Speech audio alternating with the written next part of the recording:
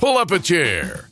This is Off the Back Porch. Off the Back Porch with Sandy and Boomer is brought to you in part by Country Village Sporting Goods. Everything you need to get in the woods, the water, or to the camp is at Country Village Sporting Goods. Jason Hardy State Farm. Like a good neighbor, Jason Hardy at State Farm is there. And Larry's Pizza in El Dorado, home of the Double Pizza Parade. 20 plus years of bringing you the most important and latest information with local happenings, news, sports, opinions, and probably an attempt at humor. Also brought to you in part by Davis Farms Country Market. For farm to table fresh, it's Davis Farms Country Market. Cook's Body Shop. Chances are it will happen. And when it does, look to Cook's. Murphy Arts District. For the latest information on concerts and events, go to eldomad.com. Recorded live from Main Street Pizza in historic, beautiful downtown El Dorado, Arkansas. With a history of being the voices you trust. This is Off the Back Porch with Boomer and Sandy. Or Sandy and Boomer. Or two old guys you've known for a long time, whatever. And now your hosts, Troy, Boomer, Barrios, and B.A. Sandy Sanford.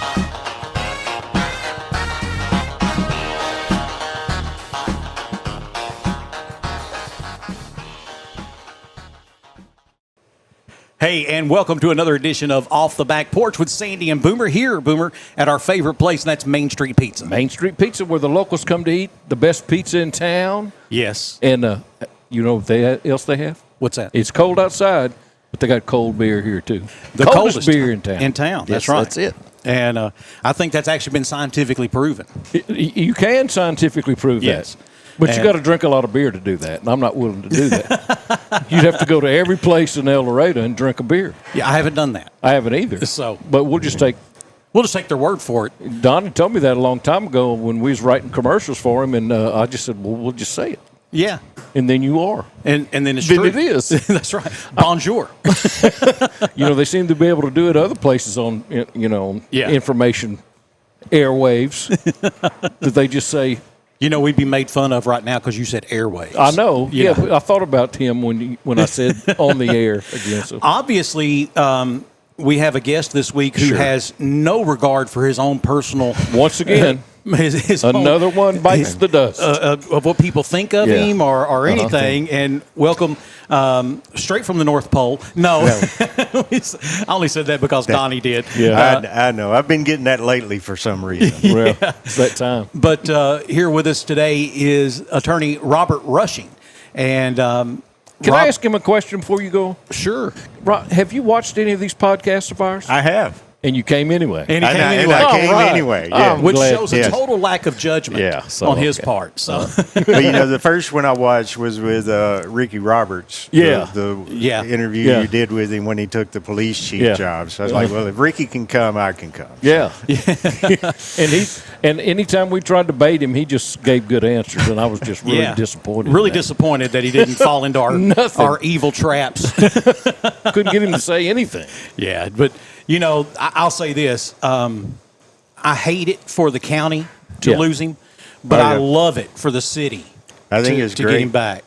I mean, it's the only decision to me that made that gave any hope, I guess. Yeah, I think it's great. I was at the fire department when Ricky was here before, and I always really respected him, thought he did a real good job. Yeah, and I think that matter of fact, I already know. I've already seen a couple of small things from some things he's implemented. Oh, yeah? Mm-hmm. I have. And, there was someone was complaining about this one part in town that was always a speed trap. And there was always a cop hiding out over there to write tickets. And so I drove by there several times. Because Chief Roberts is not about writing tickets, especially to people who live here. And I don't know if he would say so publicly, but I think his line of thought is look, I pull you over today, I'm going to cut you some slack. But if I pull you over here tomorrow, I'm going to write you a ticket. You know what? I read somewhere, too, that the city has that new thing that they can read your license plate with. I did see that. I saw that. And I think I know where it is. Where is it? Northwest and 19th. Well, I think I saw another one. Oh, well, there may be more than one. I mean, it had a sunscreen and a camera. Wouldn't that be pretty indicative of something like that? It's indicative of a camera. I don't know if Can't it reads fool me. Don't know if it reads license plates or not. But Hey, I can tell you they got one in Tulsa. oh yeah, It read my license plate going through that toll bridge and said I owed $19. you got a little letter. I said there wasn't anybody there for me to pay. They don't care. They don't care. They don't care. So They just gonna send you a little bill. Mm-hmm. And hey, and if you don't pay it, Oklahoma State Troopers will come to Arkansas and get you for your come all the way to El Dorado? $19. You better believe they will. they're serious. You know, I lived in Oklahoma for several years. Yeah. And one day I almost Well, got that's also that turnpike is also, I think, actually owned by the Cherokee Indian Nation. Yes, the Indian And Nation so Turnpike. They sure don't care. They'll No, come they get don't you. care. Yeah, yeah, they'll ride down. But how serious the troopers are in Oklahoma. One day I got 2 tickets and I was about to get my 3rd one. And what they do in Oklahoma back then in the 80s, they would take your license and then the ticket became your driver's license.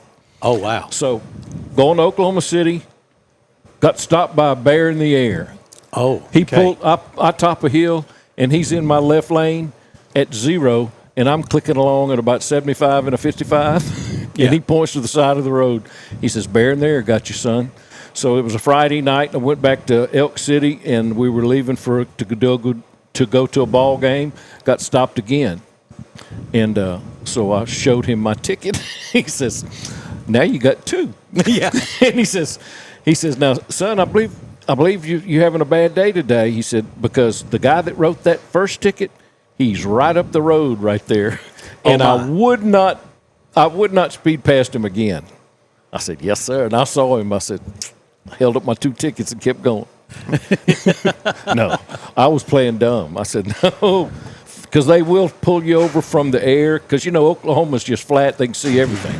They do So that. I could get a ticket in a turnpike if they come get me if I got a ticket. If you don't pay it, if you don't pay that little, They will that little drive fine, down they here? will drive down here and get you. Well, we paid it. Yeah. Mm-hmm.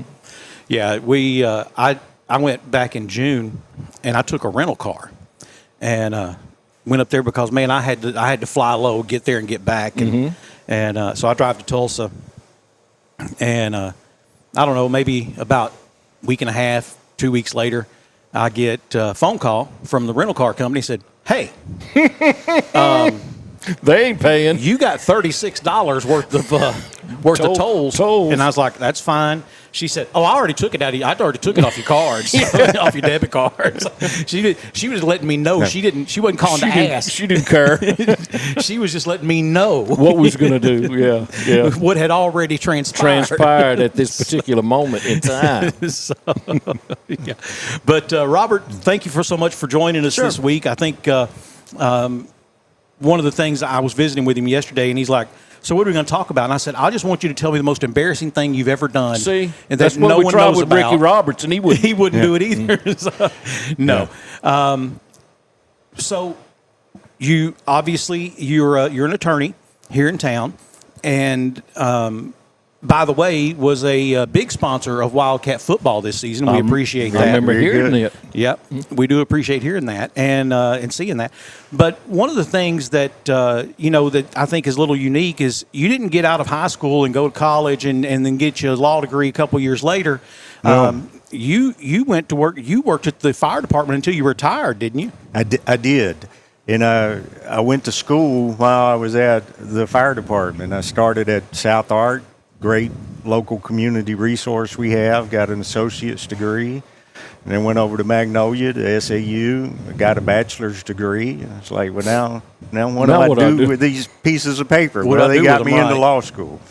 And up at Euler in Little Rock, the Bowen School of Law, and they have a night program or a part-time program. Yeah, where you can do it in 4 years instead of 3. Well, it's 4 to 5. It took me about 4.5. Yeah.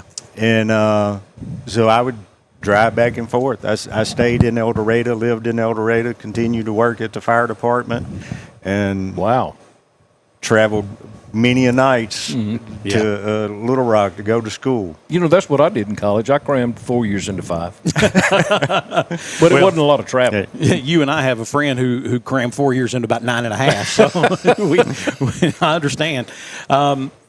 You know, I have my daughter's in law school. She's about to start her final semester, and she applied to, I guess, the Bar Association, the local bar, had given her a scholarship to help pay. Because let me just tell y'all a little secret. Those application fees for college, for law school, are not cheap. They're not. At all. At all. Yeah. So they gave her a scholarship, which allowed her to apply to 6 colleges. And there was Ole Miss, LSU, Arkansas, Euler, Mississippi College of Law, and Tulsa. And so, you know, of course... Ole Miss, you know, hotty toddy, the Harvard of the South, as they call it, and they're like, through these hallowed halls, 3 U.S. Supreme Court justices and 9 U.S. attorneys general, blah blah blah blah blah, and we're accepting 800 students. 800. LSU, you know, it's like we're accepting 700. Arkansas is accepting 600. Arkansas, you had to keep like a 3.7 to keep your scholarship, Woof. and you know, just different places, different things. Well, when I took her to Tulsa, I knew from the time we walked in, I knew this is where she's going. First of all, I'll say this about the University of Tulsa, at least the law school. From the day she applied and they accepted her, they either called, snail mailed, emailed, texted, Instagrammed, Snapchatted, something every single day. Sometimes multiples of those in a day. Wow. And they have the best ability to connect with potential students because they did it flawlessly. And so I'm just the ride, okay? I take her there to visit, but I'm just the ride. And you know, for example, UALR, there's no housing, so you just have to rent a house. Well, if you're a struggling law school student, the part of Little Rock you're going to rent a house in, you're going to be lucky to live. You know, so she was, we go to Tulsa, and again, I'm just the ride. I have no opinion. And I noticed quickly that I'm one of the very few males in the zip code. That it's not an all-girl school, but it might as well be. Really? I did not see many XY chromosomes in the building there at the law school. The dean is a lady. The assistant dean's a lady, and so the assistant dean has us on this tour, and I'm back at the back because, again, I'm not going to school. She is. I'm at the back, and we round this corner, and she says, "Now listen, I know we all probably feel the same way about what the Supreme Court just did to Roe Wade." And I thought, I bet we don't.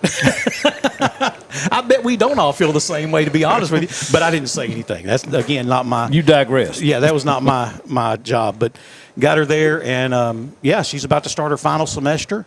And, when she went... Become a liberal? She was that before she got to law school. And I sent her off to the University of Arkansas, and that happened. Yeah. And then she went to Louisiana Tech, and it kicked in. So, I laugh. I told her, I said, all these years I raised you, helped. Amazing I didn't kill the kid because I was a kid when she was born. And but all those years I raised her, and I said, I sent you off to school as a Republican, and you come back a liberal. And she said, I just came back thinking for myself. And I was like, I got one of those. You know what? That's okay. Yeah, that's okay. Think for yourself. That as long as you know what you believe and why you believe it, I don't really care. Stick with it. Yeah. I mean, again, if there's something detrimental, if my child's, signing up and, there's going to be a cult involved, then I'm probably going to step in. But otherwise... Do what you do, boo. You be you. You be you. So you go to Euler and make all those late night trips, and you. Did they have night classes? I heard you say you attended. It was night classes. Gosh, you're late coming back then. Right. Classes would normally get out between 9 and 9:30 would be the last class. Mm-hmm. Then you got that 2+ hour drive home, man. And it's not even the Highway 40 drive. No. And it was not all 4-lane. Yeah, no. Back in the day, yeah. No, it wasn't. You had to go through Sheridan and that big curve up there north of Sheridan. Yeah. Whew. And did you ever take out any deer? I did not. Yeah. Luckily. Came close though. There was Numerous always times, I'm plenty sure. out, but I missed them. So you retire from the fire department. You get your law license, and you go into practice. What tell our audience what it is you specialize in? Well, I didn't retire right away because I had a few years left, and so that's how I kind of fell into what I do now. I primarily do bankruptcy and Social Security disability work. It's my primary focus.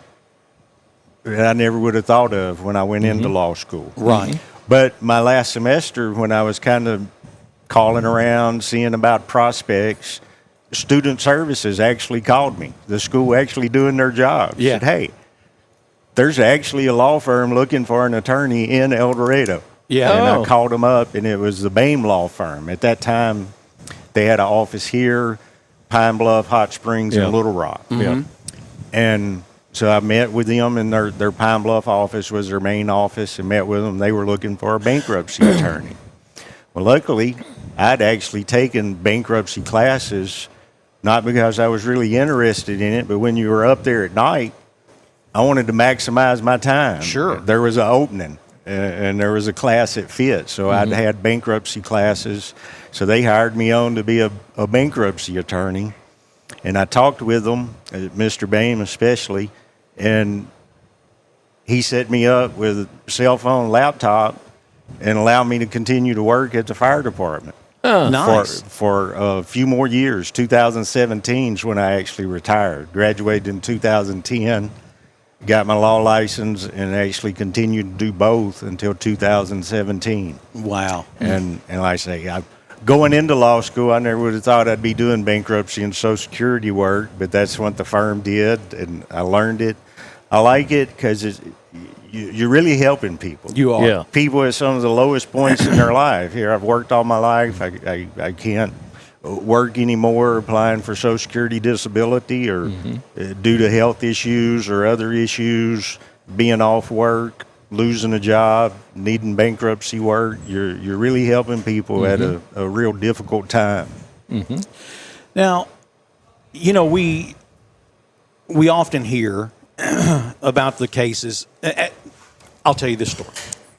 So my ex-wife and I, we were eating lunch together one day at Pizza Inn. That's how long ago this was.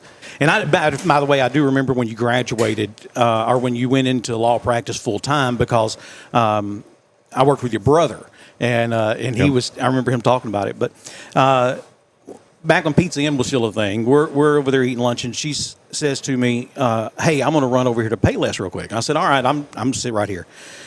So I'm sitting there at the table, and there's a lady that comes through the door, and she's waiting to be seated, like the sign said. And there's another lady over here at this table next to me, and she now is having a conversation with the lady who's 40 feet away, and so obviously it's loud. And this lady asks that lady, "So where's your mama? Is she at work?" And she said, "Oh no, you ain't heard." And she said, "What?" She said, "Lawyer Thornton done got her a second check. She's blessed." And I said right then, "We've lost. It's over. It's over. It's over." When we begin to equate A blessing.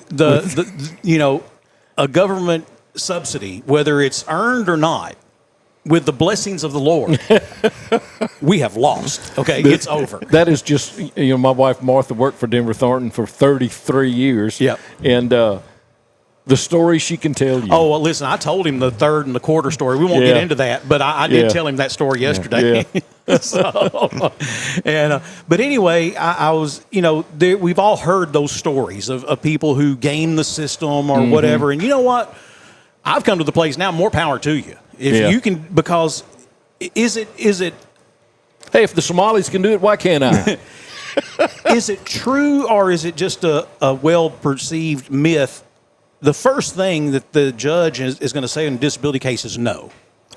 Well, first you apply, and the overwhelming majority. I didn't think to look up a number today, but the overwhelming majority of initial claims are going to get denied, and there's a few reasons for that. One primarily being a lot of people will apply right away, they maybe don't have sufficient medical records yet. And the other is they're limited in who they can approve. And I tell people all the time, don't take that denial as saying you don't have a medical problem. Just you don't meet our rules. Yeah. We're not saying you don't have issues. And so most people get approved for disability at the hearing level. Yeah. When we actually get to go before a judge and they get to answer questions, talk to him. And by that time, because from a filing till you get to a hearing, I tell people to count on 2 years. Wow. Yeah. And so by that time, hopefully we have sufficient medical records to show what's going on. And it goes back. Yes. Yes. You can get back pay back to from filing date, your onset date, the date you tell Social Security you've been disabled, up to 12 months. They'll pay for actually 12 months prior to the application date. You know what they won't pay? They won't pay you for a back injury if you win a bowling tournament. I didn't mention any names. No. That could have happened. Very well may not have happened. That's exactly But I'm right. telling you, if you got a back problem and you get on disability and your name's in the paper for winning a bowling tournament, They will cut you off. Yeah, they will. Just like them guys, them Indians from Oklahoma. They'll come after you. They will come after you. You know, again, we've all heard those stories of people, and my first wife's dad, my father-in-law James, was just Great guy. fabulous man. He suffered an injury at work while he was still a fairly young man, and the surgeries were worse than the injury. Right. To try to repair it, and he finally was approved for disability, and of course he got that back amount, you know, and that was good. He was able to work out a deal with his former employer. Instead of getting if I recall correctly, instead of getting a check from them for workman's comp, he just got put on their health insurance lifetime. Oh. And I think that was probably a smarter decision. Yeah. Than taking mad money and running with it. But there were he and I talked about it. There were times where he knew someone had come to spy on him. And I'll just tell you this: if you were spying on him, you would see just exactly how this. He was. If there ever was a candidate, Yeah. Right. he was. He was disabled. And and the parts that you couldn't see were the bad ones. You know, he couldn't. He would go weeks. He couldn't lay in bed because laying Right. down just was even worse on his back. And so, I don't care how many times you fall asleep in a recliner. That's accidental. Try to go to sleep in a recliner. Yeah, and try to stay asleep in a recliner. doesn't work. It doesn't work. And I don't know what the difference is. It's a mindset. Because I I can guess. fall asleep, but I can't sleep in it. Yeah, I can't sleep there. Sometimes sitting was too much, but standing didn't work. He literally was a true candidate. Now, Then I grabbed him that time when I fell in the water, and he was the one that had to pull me back up, and I saw the pain on his face, but I couldn't let go. yeah, I understand. It was cold, that water. It's- It's a whole nother story. took Boomer fishing. Don't tell it. They all know it. Don't tell. Robert can go back and look. I fell in, almost fell in, and then I took my clothes off because I was wet and it was cold. And then the game warden showed up and said, "What are you boys doing back there?" Nothing. And he was from Swally. Yeah, he's from Swally, Louisiana. So, yeah. Anyway, he told you that's basically it. It was February though. It was cold. It was cold. It would be cold. So, And James says, "Well, I got these overalls on." I said, "Okay, good." I started peeling my stuff off, and he goes, "Well, I didn't say I was going to let you use them." I said, "Brother, I am freezing. Now I'm in my skivvies." yeah. And then the Then game the game board showed up, and we wasn't on the main river. We was on. we were a mile back in a creek. Backwaters. What you boys doing back here? And he had to be following us for 2 hours to get back there to where we were. I mean, because it's not like he could run that big outboard and get back there. He came up quiet. He came up real quiet. Wasn't there two of them? Mm-hmm. Yeah. Yeah. Anyway. That little area around that river, though, was pretty well. Matter of fact, I think we did see someone running off from a meth lab they had Sure. out there on a little peninsula or a little point out there, and they saw us coming up in a boat, and they skedaddled and got out of there. But I know people who continue to play crazy because they get a check, and but again, if you can fool the system and you can get away with it, have at it. There was a real hole in that sector of the law for a while. When Denver, they kind of made fun of him. His former partners not made fun of him, but that's not really practicing law. But he had a system going on where he would take a file and go to court, and all the rest was already done. Yeah. Martha and the girls would. There was 5 of them there, and they had a well-oiled machine, and so it's great that you got into it. Some other. We don't have as many lawyers now as we did in past years. That's it. South Arkansas, there's not a lot of new lawyers coming. That's right. As we have these people like Jeff Rogers is retiring from prosecuting attorney. Well, it's going to take another attorney out of practice to take that job. Yeah. And we'd still consider Jeff one of the young ones. Yeah, that's you right. You and Jeff, the middle ones, and then some of the other ones are young. and then you lost John Thomas Shepard who went to the bench, and he got benched. he went to the bench as a judge, and like you said, now Spencer Singleton's getting the federal magistrate job. Oh yeah, and so I forget which one is going to his spot, whether it's Jennifer Stone. I was about to say Thornton. she's going to take something. But I understand. she's getting a judge. I know who it is, and it's it's escaping me.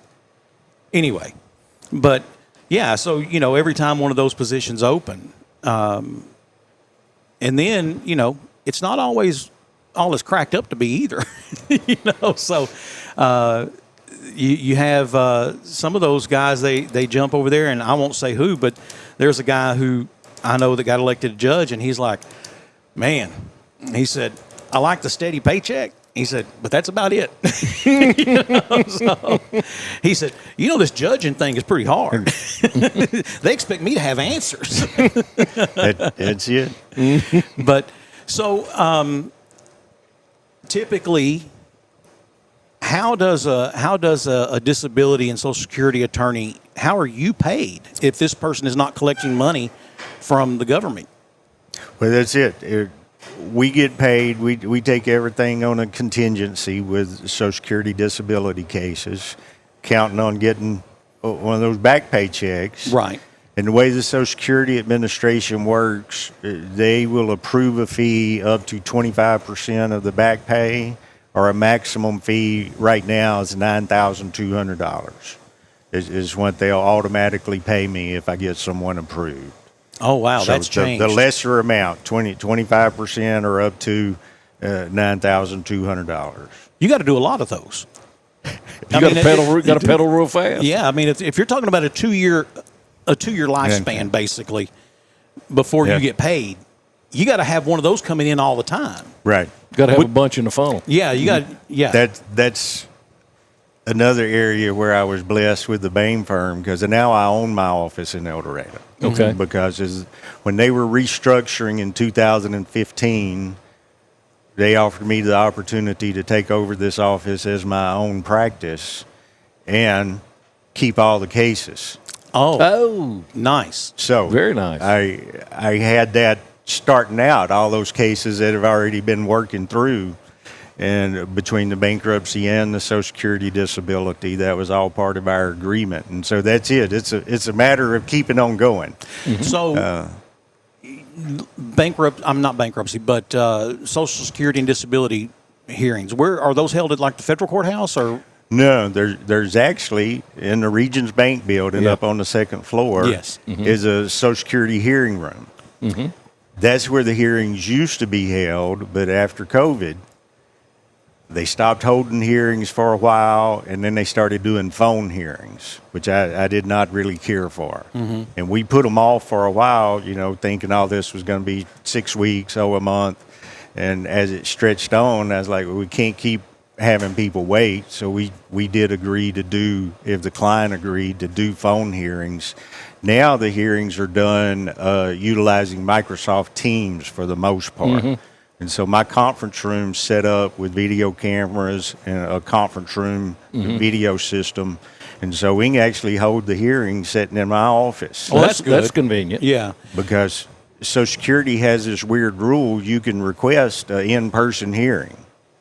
Well, most normal people would think if I'm having an in-person hearing, I'm going to be in the room with the judge. Yeah. No, we're going to be sitting over at Regions Bank, and the judge is going to be using the Social Security video equipment. Right. So we might as well just do Might as it well do from it from my your office. office. Yeah. Makes so much more sense. Right. And I think the clients feel more comfortable. They're used to my think I would. staff. They're used to being there. I think I would. Yeah, that makes perfect sense to me. Let's talk about bankruptcy when we come back. We're going to take a quick break, and then we'll come back. We'll because I was telling him yesterday, I said, I know right now it's Christmas season, but it's soon going to be bankruptcy season. Come January. And so we'll talk about that and so much more. Stick around. We have more of Off the Back Porch coming up right after this.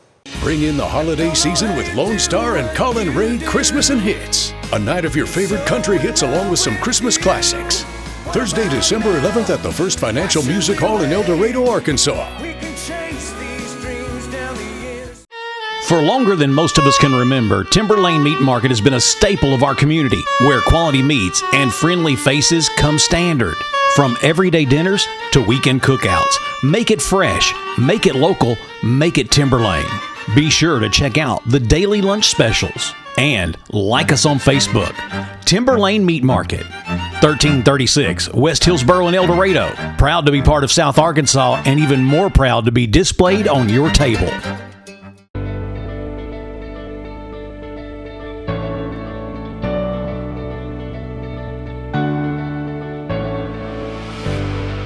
Rated the #1 course in Arkansas by Golf Week, Mystic Creek is truly a hidden gem, complemented by a modern clubhouse, complete with panoramic views. It also features a fully stocked pro shop and Mystic Grill, serving contemporary American cuisine and Southern classics. Mystic Creek promises an unforgettable experience.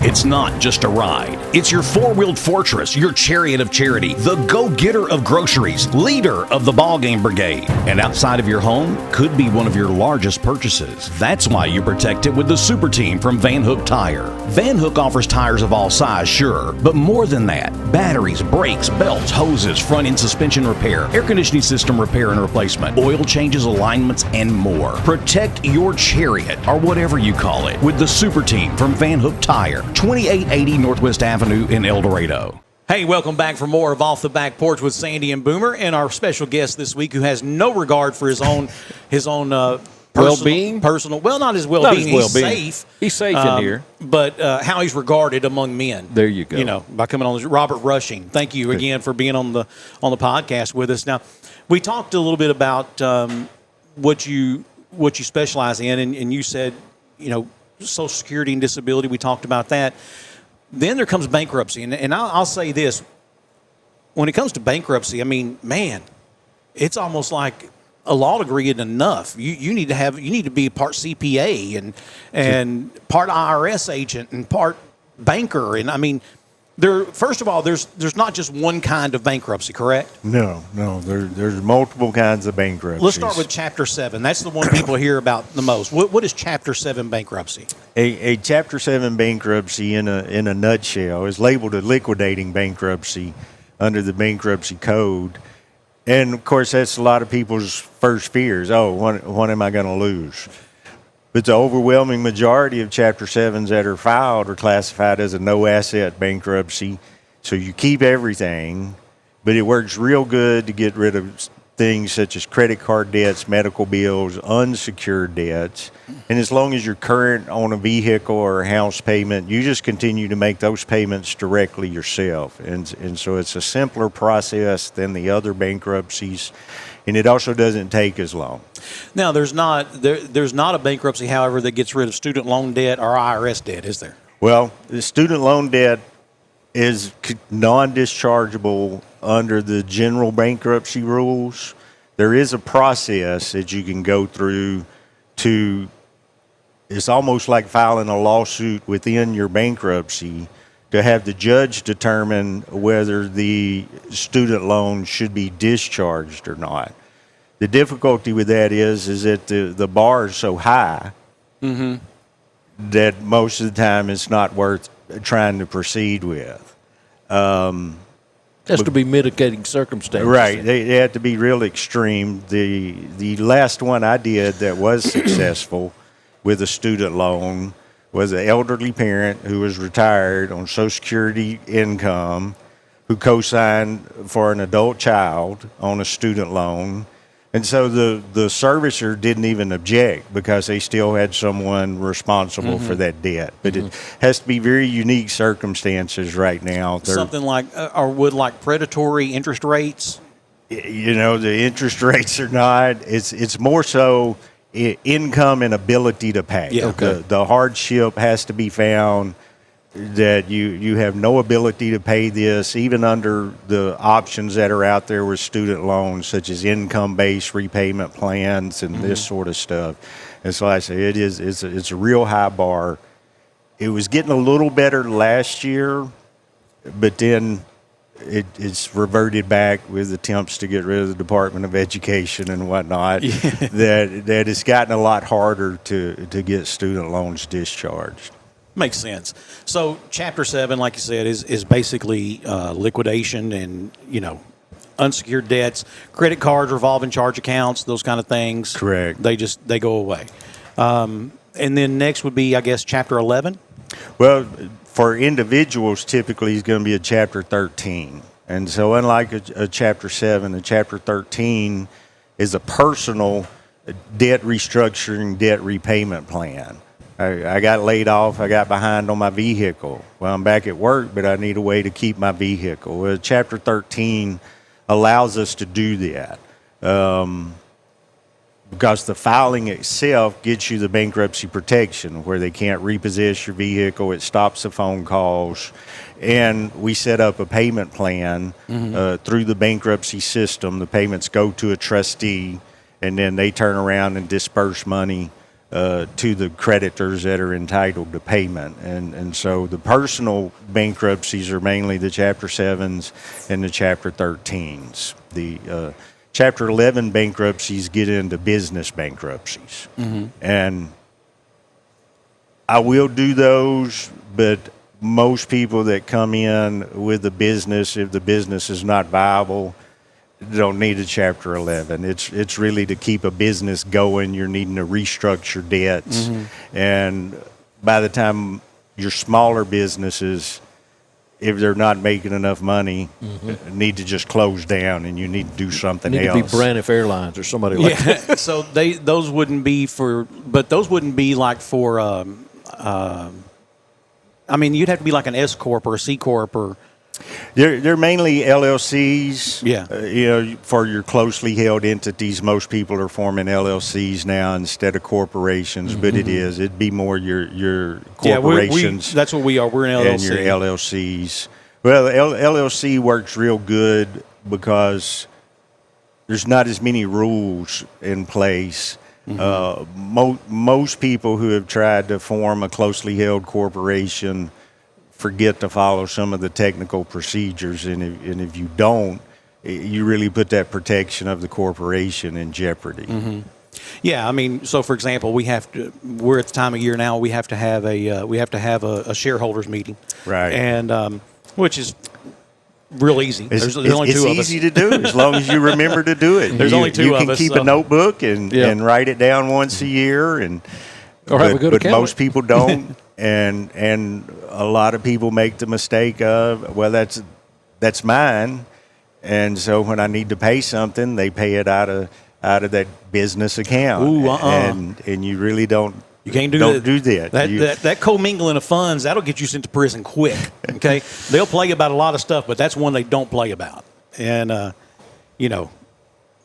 that again, there's some things that they may come in and say, hey, Don't do that again. That's not one of them. Right. That commingling of funds, they will come in and start they'll walk out with your desk and your chair and be like, you don't own these. So. That's it. They forget that. Yeah, even though I may be the sole holder of the shares, that's not really mine. It's the corporations, that's or right. the LLCs. Yeah, and that becomes an asset of the corporation.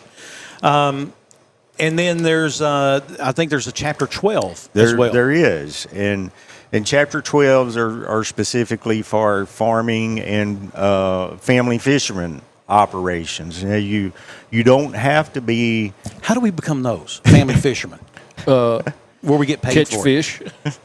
Oh, well, we're not too good at that part. No. Okay. Not to make money off of it. With those, you don't have to be formed as a LLC or a corporation. There's farming operations that are strictly family owned, and they have been on the rise this year in Arkansas.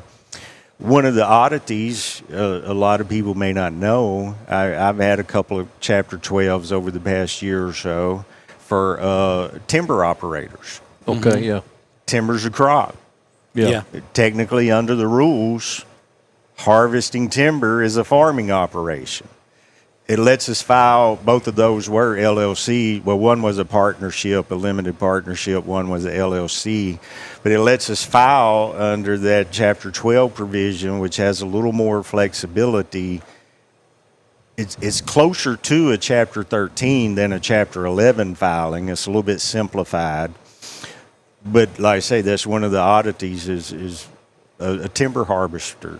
Is in the farming business. Well, so for example, if you're in the farming business, you may have a 3 or 4 month period there where there's zero income because you haven't harvested anything. And so I would imagine having a monthly payment to a trustee would be difficult. Well, that's one of the benefits of the Chapter 12 over putting that individual in a Chapter 13 or something, is that unlike a Chapter 13 requiring monthly payments, a Chapter 12, you can structure your payments on a different schedule. You could possibly, with a farming operation, have a yearly payment, or whenever time you're harvesting crops, you can schedule your payment with when the funds are coming in. Obviously, I've had employees over the years that have filed, and I've had some that they couldn't wait for the next 7 years or whatever the amount of time was. So they could do it again. Right. To me, that's a character deficiency. You think? Yeah. I mean, I've had to tell some people things. I appreciate the repeat business, but don't do that anymore. We really want to help you get out of this cycle. Yeah. Right. And, look, bankruptcy protection is there for a reason.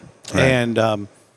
And when you used to, and I'm barely old enough, most of our audience probably isn't.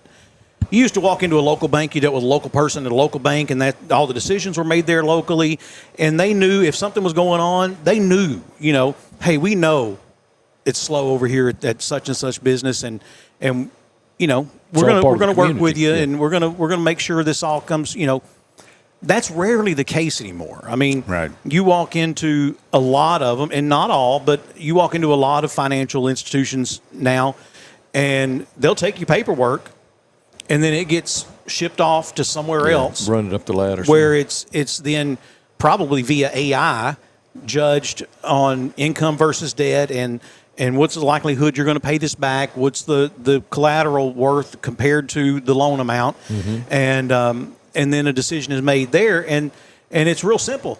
Either pay it or we'll come get it. We'll make it real easy. Pay it or we'll come get it. And because of that now, there is a need for protection for the consumer. But again, one employee in particular worked for me for off and on 20-something years, and 3 times in that time period he filed bankruptcy. Right. Yeah, that's a character problem. That's a character flaw. If you just, the first time I got it, it was a medical issue, but to him it was so easy he couldn't wait to do it again, and then again the third time, and man, I just Yeah, there probably are a few out there that kind of take advantage of the system, and not to say they're the same. I think it's kind of like divorce. The first one's real hard. Yeah. The second or third one, I don't have to think about it as much, though I've never had a divorce. So I've had they people say. tell me. Yeah. Well, Some preachers think that the animals aren't going to be in heaven. yeah. Well, I read it, and there actually are. They actually are. Yeah. Well, I've seen pictures. You've seen pictures? Yeah. Yeah, where they see where the lion and the lamb's laying Yes. together. Well, certainly their dog went with them if the lion and the lamb's going to be there. I would think so. Yeah. That's me. That's why I said I've read the book, and it says lion and lamb are there. So Yeah. why can't Frosty be there? Frosty.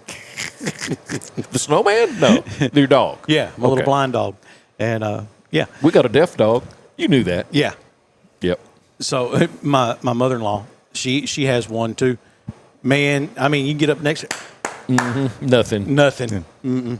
She blind and deaf, and she knows where the food bowl is and how to get outside. Well, our little dog, we have a pier and beam house, so I can stomp on the floor if she's not paying attention or if she's asleep. Well, she wakes up like the happiest thing. I get up early in the morning, it's still dark, and she'll be laying there, and I'll just get my coffee and sit down, have a moment of, just peace and quiet until she wakes up. Boy, I'm telling you what, she's just enjoying. She doesn't know she has anything wrong with her. She was deaf when she was born. Oh, So it's not like she lost something. She just thinks everybody has to do what she does, I guess. we had a little blind Shih Tzu one time. Got it when it was just a puppy. I mean, just 5-6 weeks old. And my ex-wife got it, and I was looking at that dog one day, and I said, "That dog's blind." And she's like, "No." I was like, I held my finger over here, and it wasn't looking at it; it was smelling it. And I held it over here, and it would smell. I said, "That dog's blind." And she'd get so mad at it because it would pee in spots in the house. It was potty trained. And I was like, that's the only way she knows where it's at. She smells it. She's marking corners to know, don't go over there again, And I used to be able to, I could tell the dogs when the kids would get off the bus, say, "Where's those babies?" And they would go nuts, hitting that door, waiting on them kids to walk in. And that little blind one, she couldn't see them, but she knew they were coming because I said that. Yeah, they're a lot of fun. So they're going to be in heaven. Yeah, Yeah. she's going to be in heaven. How did we get there from Now, bankruptcy? I've also had some dogs that are going to bust hell wide open. That hamburger stealing dog. Actually, that was Frosty. My wife and I were dating, and we had gotten some Sonic burgers or something, and she was going to go home. So I walk outside to tell her bye. I walk back in, hamburger's gone, wrappers in the floor, dog sitting there like, like, What else you got? yeah. So how'd that go? Well, did you enjoy that, buddy? Yeah. I think I ended up eating some ramen or something. Talking about bankruptcies, and now those are held at a federal courthouse, right? Correct. Yeah. And now, fortunately, we have one of those, Fortunately, we do. and so you don't have to drive to Beaumont. Beaumont. You're reliving things today. Yeah, aren't you? well, anyway. I've actually sat in on a number of bankruptcies here locally because, I would have debts that were owed to me. Uh-huh. And then the person would file. And I think the best one yet was there was a department store. It was a national chain, but they had a hearing here locally. And I walked in thinking there's going to be 3 or 4 of us there. Man, there was lawyers from New York and L.A. really? and all over America that were here. And they're like, this guy had to be from Jersey. Like, "Hey, how you pronounce this place?" And I was like, "El Dorado." "That's what I thought." "Yeah, never you mind about that." "Oh, okay." Hey, Guido. So, yeah. And, it's like, "Hey, what happened to that debt?" "It went away." You'll never know how, but it went away. It is what it is. So made it an offer it couldn't refuse. Something like that. Yeah. But, at least locally you do have a federal courthouse locally, so you don't have to suffer through that driving to wherever. Right. Which, of course, I heard recently that Judge Hickey is taking senior status, and so that spot will be coming up for review. Wow. Hopefully we get a local attorney put in that spot, or a local judge moves up to that spot. I've heard one's considering it. I remember when it just didn't seem like it was that long ago she was appointed to the bench. It doesn't seem like it, but because there was a group of us that worked pretty hard for that. Right. And man, hopefully we keep that, because there is a risk that if we don't have a federal sitting judge, we may not have a federal courthouse anymore, or courtroom. The government doesn't own the building anymore. No, they don't own the building anymore. Because Arkansas is divided into two federal districts, a Western Division and the Eastern Division. The Eastern Division has already done a significant restructuring several years ago, whereas I've gone back to work after acquiring this office with the Bain firm in Pine Bluff, so I still go to Pine Bluff a few days a week. And even though there's a courtroom sitting there, everybody from that area has to go to Little Rock. They don't hold any hearings, or at least bankruptcy-wise. So if this was restructured, would y'all have to go to Fort Smith? I'm not certain. Because that's where the Western District is headed out of, isn't it? Right, it is, but I think they would keep something lower. It may be Texarkana, because there is a federal courthouse in Texarkana. Man, who wants to do that? Not me. No. That would. But luckily with bankruptcy, we have very few actual hearings with the judge. Yeah, it's not like you're going. It's not like you're going 3 days in a row. And even most people will never see the judge. Mm-hmm. They will have to attend one hearing conducted in a Chapter 7 case by the Chapter 7 trustee, or in a Chapter 13 by an attorney at the Chapter 13 trustee's office. And we do those meetings by Zoom now as well. And so ideally, a bankruptcy debtor will never set foot in a courtroom. Mm. Yeah, well, I hope we do keep a federal judge locally. It would stink if you have an Eighth Circuit court office locally, but you don't have a federal judge locally. Yeah. And do we have a magistrate anymore? Or is that what Spencer Singleton's going to? Well, Spencer's going to be a federal magistrate. Magistrate, yeah. Yeah. I knew after Bobby Shepard moved to the Eighth Circuit, and which is a hilarious story. I will tell you off camera at some point, but how that all came about. But that was a great story. We're going to take a break. We come back, we'll have some other questions, and probably nothing pertaining to law, but we need you here to keep us on the straight and narrow, if that's okay. All right, we're going to take a break. We'll be back with more of Off the Back Porch right after this. Bad things happen, and of course, they never happen at the right time. Maybe it's just a little bump and cosmetic damage, or it's turned into a huge insurance claim, and you just don't know where to go next. That's why so many of your neighbors and friends call on Cook's Body Shop in El Dorado. From the minor to the major, Cook's Body Shop is in your corner. Need someone to help you deal with insurance? Look to Cook's. Need advice on what to do next? Look to Cook's. Need a free estimate? Look to Cook's. Bad things are going to happen, and when they do, look to Cook's. Homes are typically heated or cooled 24/7, 365, using nearly half of all home energy.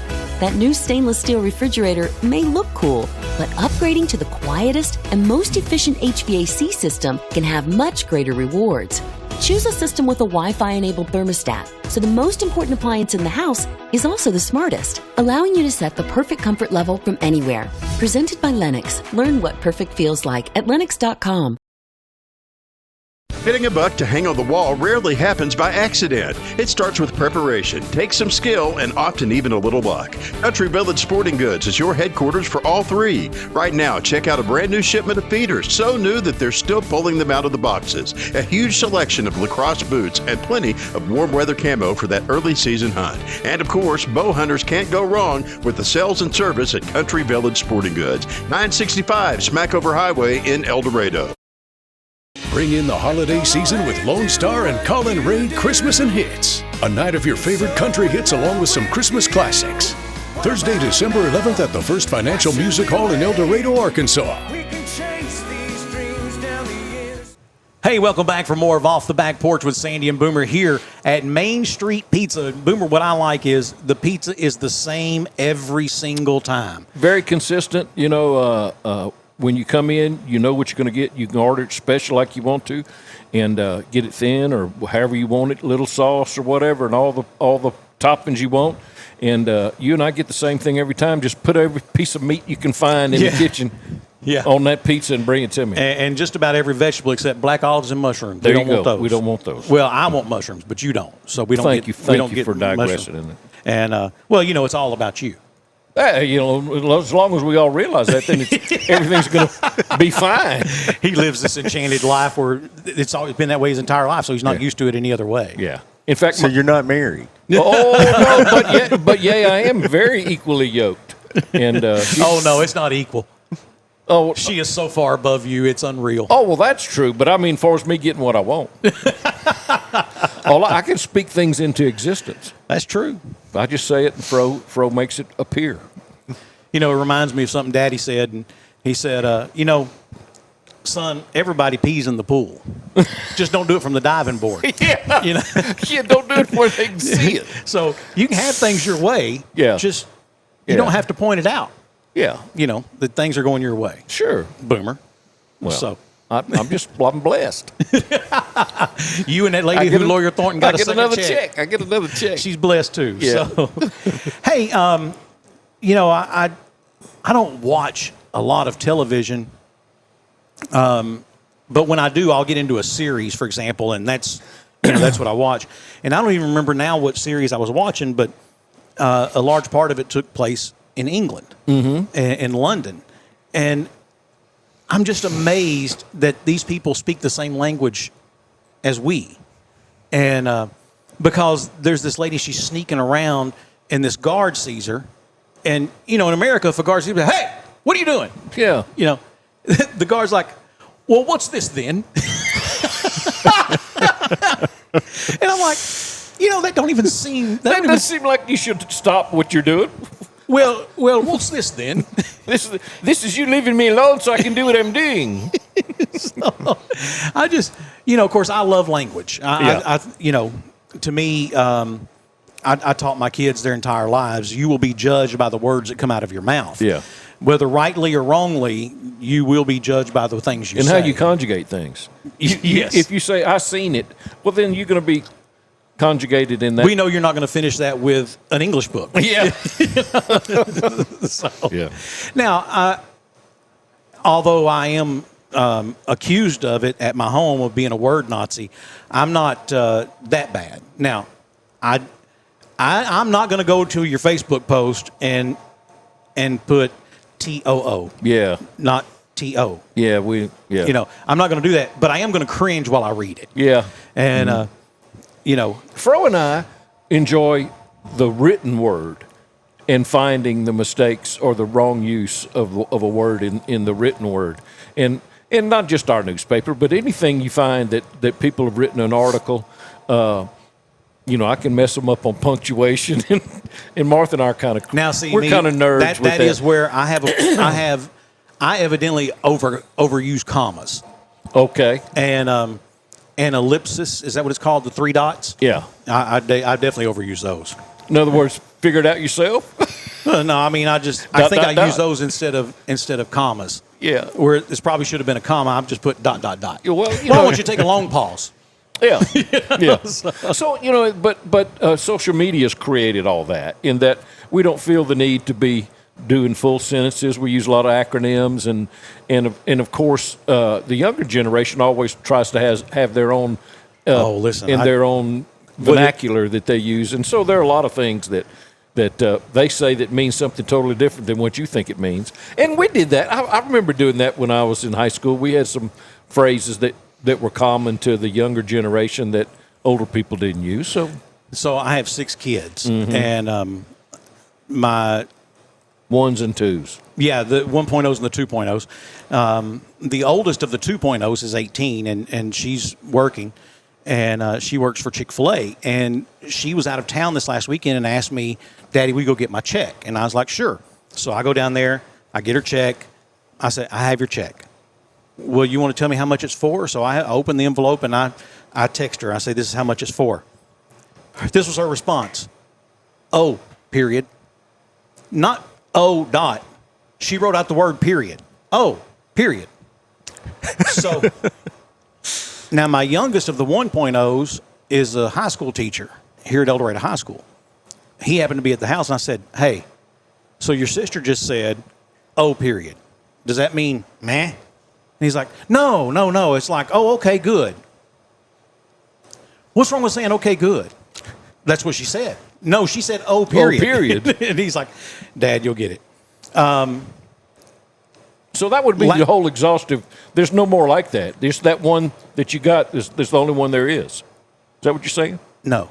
Okay. Last night, she texted, I'm ready. In other words, she's getting off work. Uh-huh. And I was like, Mama just got off work. She's going to pick you up. Slay. That her answer was that's another slay. one, slay? That means I guess that's good. That's killing it. Slay. I guess. Yeah. I didn't have anyone to ask. I read that somewhere that they use that. Now, slay. I could ask the 9-year-old. She probably did. She probably know. would tell you. She'd probably know. Do they call you bruh?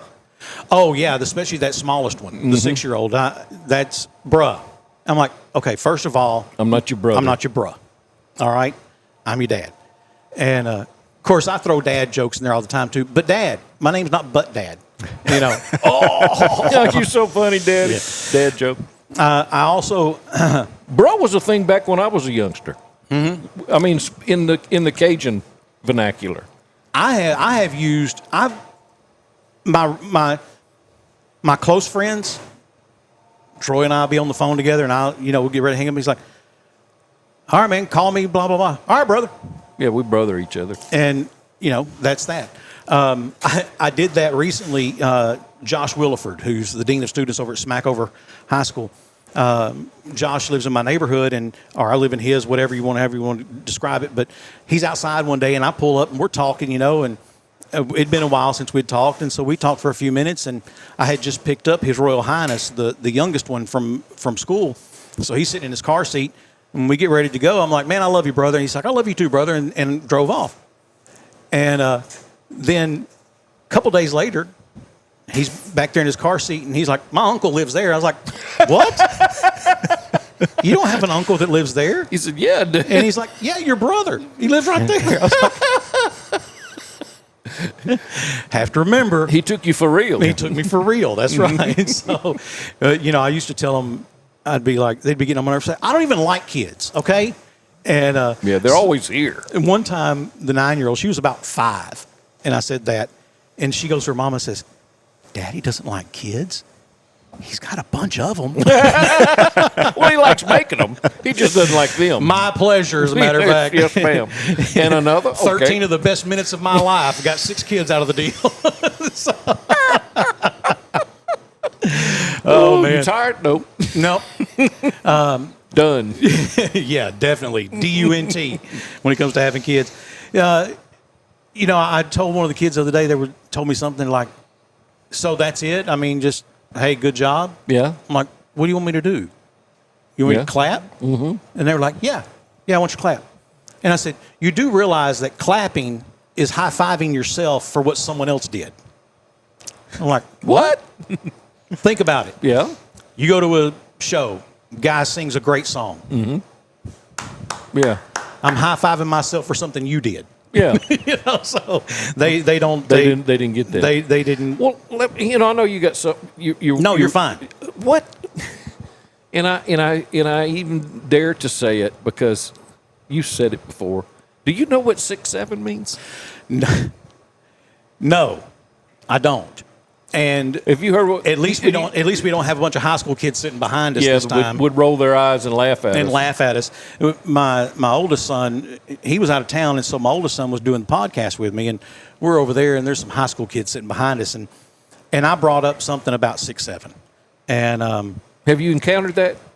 I have not personally, but you've heard. I've heard of it. Okay. Yeah. So these 3, I didn't notice it when it happened at the time. When I went back and was editing the video afterwards, I look, and those 3 kids, I say 6'7", and they're all like,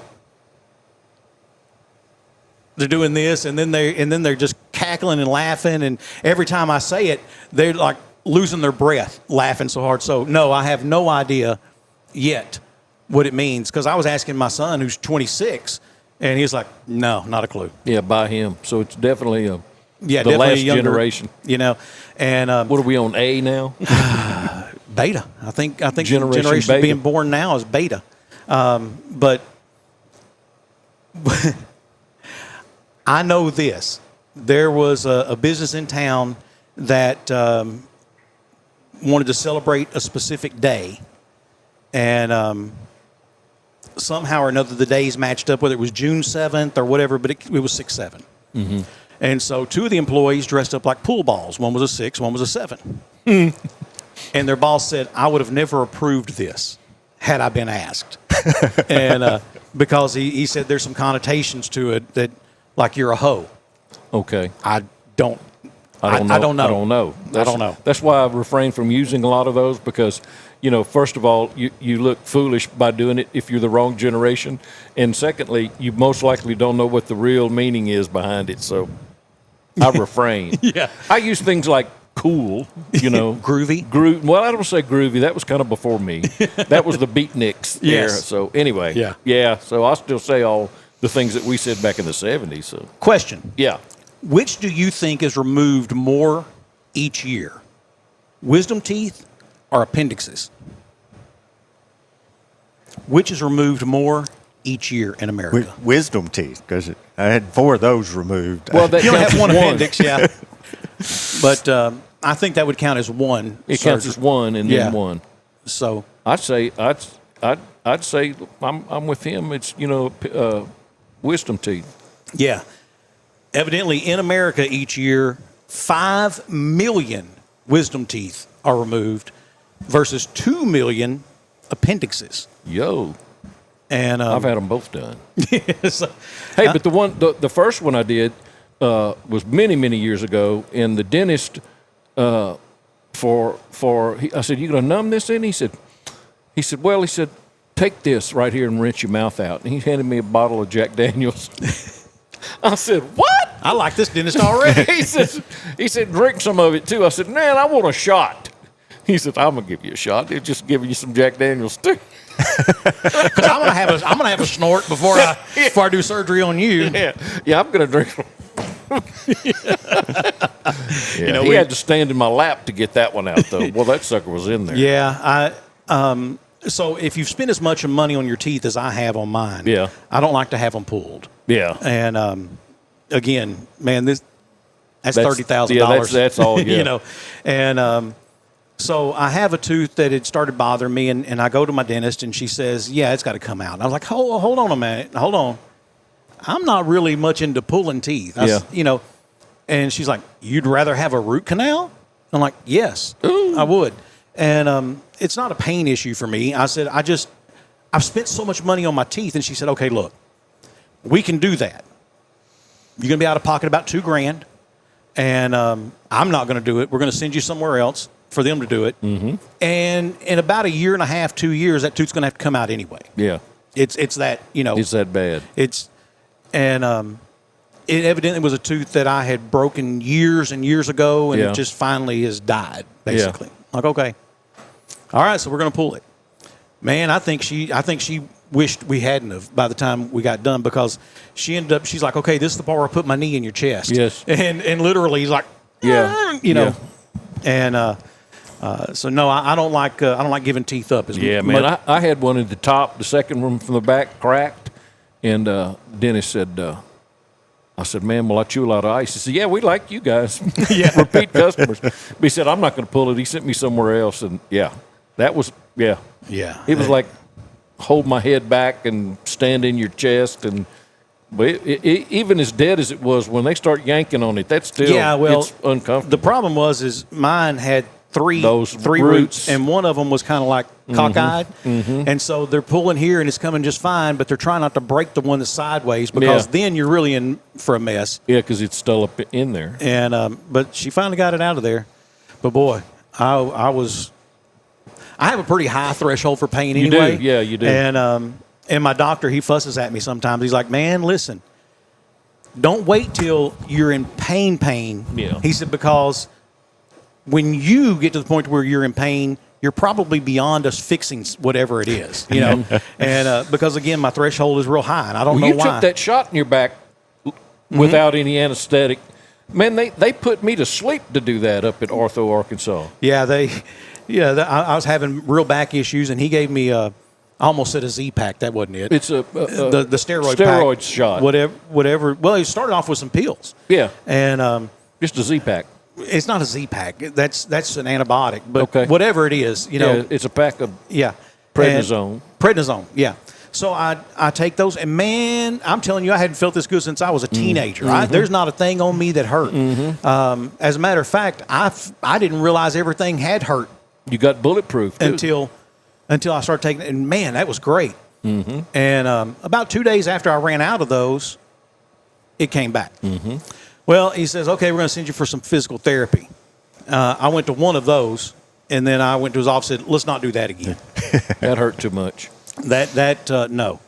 And because the place I went, they wanted to use their body weight to do the stretches against my body. And I don't know if they just didn't get the view when I walked in, but you can't put a 110-pound physical therapist back there with me, and her body weight's going to pull and, stretch mine. That you're going to flick a toe and knock her over. Yeah. He's like, well, he said, we can always give you a shot. I'm like, dude, why didn't we start with that? Lead with that. And he's like, all right, man. He said, drop your pants. I was like, it's my back. He's like, yeah, we're going to get to your back. Understand. We're not going from the front. We've got to get to your back. He said, drop your pants. So he has a learning doctor there with him, a lady. And so I lean up against the wall, and he goes to sticking this needle in. And I'm like, oh, man. How long is this needle? And it's just like, and he's going and going and going. And then, man, I felt like I got shot. And he said, there it is. And he said, I pierced that nerve. He said, that's what we needed to do. I was like, yeah, I could tell. Then he injects this lava into me, battery acid or whatever it was. And he pulls that needle, and I'm like, holy crap, man. I broke out in a sweat. I'm like, how long is that needle? He said, oh, I don't know. And he holds it up there, about 6 inches. I'm like, oh, good grief. And I went to pull my pants up. He's like, oh, we got to get the other side. Okay. Now you know. And so he gets the other side. And I mean, I'm sweating through my clothes. It's not a pleasant thing at all. And he laughs. He says, man, I keep forgetting about your threshold for pain. He said, most people pass out on this one. I was like, I didn't even know it was an option, or I would have. Can we lay down next time instead of standing up against the wall? He said, we have those guys, they come in, they're like, oh, yeah, I can handle a shot. I work at the refinery. Or He said, man, within seconds, we're like, Mr. Smith. So, and he's like, but good for you, and, oh, man. They put me to sleep to do that, and it was laser guided, or, they got a camera looking where they're going. I woke up and I got a doctor older than me. Yeah. He's doing old stuff. But, I mean, that I did have a root canal one time without having my mouth deadened. No, you did. I most certainly did. Dr. Murphy, Mansfield, Louisiana. I had went in. A root canal? A root canal. I went in and I said, man, I had a broken tooth here in the front. Happened when I was in like 6th grade. And at this point, I'm like 25, 26 years old. And I'm like, man, this tooth is hurting. And I noticed it's changed colors. And he's like, yeah, let me look. He's like, yeah, you're going to need a root canal. Yeah. We're going to do a root canal. I'm like, okay. And so he leans me back in the chair, and he gets the drill out. I like, whoa, you forgetting something here? Don't you need to deaden that up a little bit? And he's like, I tell you what, if you feel any part of this, I won't charge you a cent. I'm like, I'm not sure I want to make that bet. And he's like, you do. All right. So he leans me back there, and he drills up in that tooth, and you know what? I didn't feel a thing. Why not? It was that dead, evidently. Oh. Anyways, he drills it, and he's like, oh, man, this is cool. And I was like, huh? And he's like, yeah, this is the kind of stuff we live for. He said, it's sick, it's gross. He said, so he gets up mirrors and puts it, and he's showing some drainage coming out of there.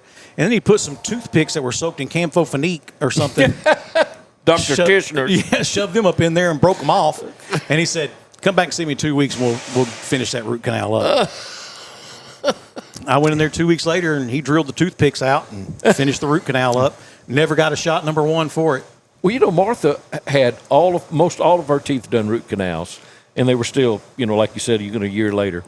Well, she went to the teaching hospital in Little Rock, and they will accept people on a basis that people are practicing on you. Otherwise, it was going to be thousands upon thousands. Well, they don't put you to sleep. They just give you local, and they went in and pulled the rest of her teeth and put plates in and a bottom in all in the same time and put the screws in, the snap in. And That's brother, a lot. she came out of there like she was running out of that hospital. Let's go. I said, okay, baby. I said, let me catch up with you. I said, was it bad? She goes, And she said he'd do one, and then he'd have to wait for the teaching doctor to come over there and approve it. She said, could you just stay right here? You know, and I don't like pain pills. I know some people, they love them. And I can't take eat them all the time, but I just don't like pain pills. So maybe that's where I get my high threshold for pain from, just necessity, because I don't like pain pills. Yeah. But Make me throw up. There has been a couple of times where I'm like, okay, we got to do something. You know, I told the story last week, broke my arm, and they gave me 2 shots of Demerol, and I lost today. Boomer gave me some Demerol one time. I did? Yeah. When? Yeah, way back, 2003, 4? Yeah, because I was living over by the movie theater, and I don't remember what I needed. I was like, man, I'm hurting, you know. And he's like, well, no, it wasn't you. No, it wasn't me. I've never had Demerol. You gave me a Dilaudid one time. I did? Yeah, but I don't remember what that was for either. But that's illegal. I didn't really do that. No, I'm making that up. Yeah. It could have happened or could not have happened. But no, plausibility, deniability. I had gone to the ER. I just got through doing a football game. I'd gone to the ER because all of a sudden, I'm home, like from the game. It's 10:30, 11 o'clock at night.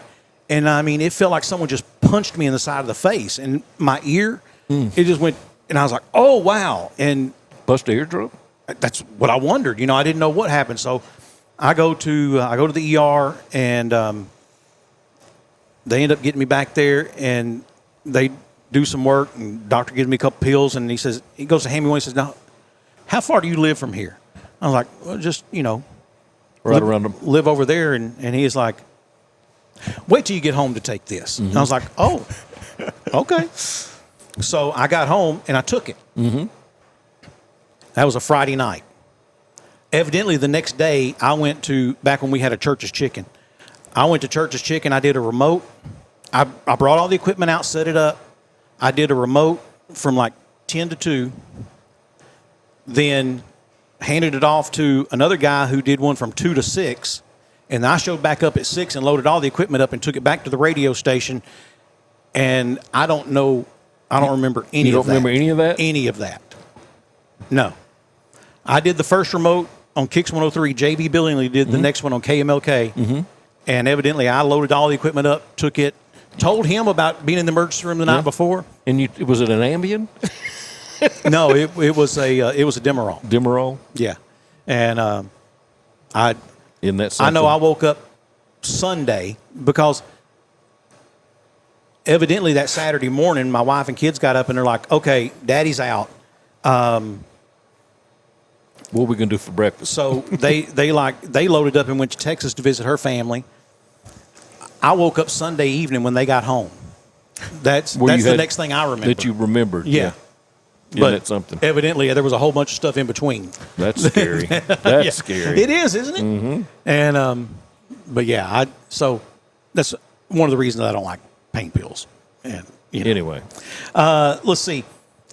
Do you know what Listerine's original purpose was? Not a mouthwash? No. Uh-huh. It was originally a floor cleaner. So I have a question. Who's the first person that figured out if I drink this stuff, my breath smells better? Listerine was a floor cleaner. Are you sure? I'm just telling you what I read. Held up? I tell you what I read. I can't vouch for them. I'm just telling you what. A floor cleaner. A floor cleaner. Well, they used it in operating rooms, and it was an antiseptic. Yeah. And but again, someone had to say, hey, that don't taste bad. That feels fresh. Yeah. Play-Doh was originally used to remove coal soot from walls. Play-Doh? Mm-hmm. Okay, It was originally made, they would put it on the walls to remove coal soot, and then they figured out that kids love to play with it, and they changed their entire to Play-Doh operation. WD-40 was to prevent rust on missiles and rockets, and of course now it's the best scent ever. And I mean, come on, the outdoors. It reminds me of the great outdoors. Come on, tell me 5 things that smell better than WD-40. English leather. There's one. I don't know. You know, I'm just telling you. You want to sell candles? Get me a WD-40 scented one. Yeah. Yeah. That none of that bayberry. Freshly sawn 2x4. Yeah. That, you know. That pine smell. First light of a Marlboro. There you go. Not all the coughing in the lung cancer. Just that first smell. No, just that first smell. Yeah. Especially if they used a Zippo. Yeah. You know. Yeah. Got that lighter butane fluid smell to it, or that lighter fluid smell, and maybe a freshly opened can of Copenhagen or a pouch of beech nut. Okay, not me. I'm not on that. But other than that, I just don't know many things that smell better than WD-40. You know, we smoked for a long time. We both quit, and I quit in my 40s the first time. Then I quit in my 50s again the second time. And but I swore up and down. I don't know if I was kidding or if I really meant it. I said, if I ever make it to 72, I'm gonna start smoking again. But you know what? I'm not going to. Not because of the health. $10 a pack for Marlboro Lights. Yeah, that's. Whoo! How many packs are in a carton? 10? $100. I'd have to be smoking some off-brand. And therein is the problem, because we've had employees before, they smoke cheap cigarettes. Oh, they stink. Oh man, they're bad. They're bad. Oh, and then this is what killed me, dude. You realize you're smoking 2 cigarettes to R1, right? And because this one employee that we had, he would come outside to smoke with us. He'd smoke 2 cigarettes to R1 because he's smoking these cheap ones that just burn up. Yeah, they're they're not packed right, and and poor tobacco and quality, course, and also just smell like a caca. smell like a 10th grade prom. I mean, it's just terrible smell. It was ugh. Talking about good smells and bad smells, there's not much worse than going to like a 7th grade assembly on a wet, humid day in a gymnasium. Yeah. Brass monkeys is what my mother used to say. Y'all smell like a brass monkey. I don't know. I've never smelled corn chips and wet puppies, just in BO. Whoo, man. I don't know what it is about that age, but kids just when they're getting in, a grandson, we had to teach him how to, hey, son, you got to have some hygiene, bro. You got to put some, let's get going. Yeah. Yeah. But, even no matter how much they bathe and how much they shower and wash their clothes. Yeah.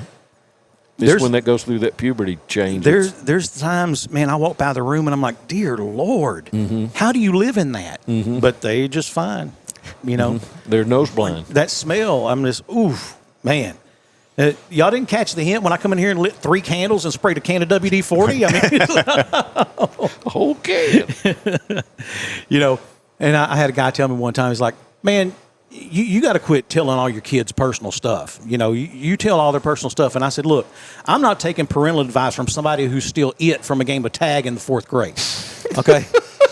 You don't get to tell me how to raise kids. You don't tell me how to raise my kids. My kids have known since day one they have no personal life. Yeah. I have not shared, here. Not here, you don't. Not anywhere where I have a microphone, they don't. Not in this house. Yeah. So, you talked about having you just have daughters? I have 2 daughters and a son. I have 3 kids. 3.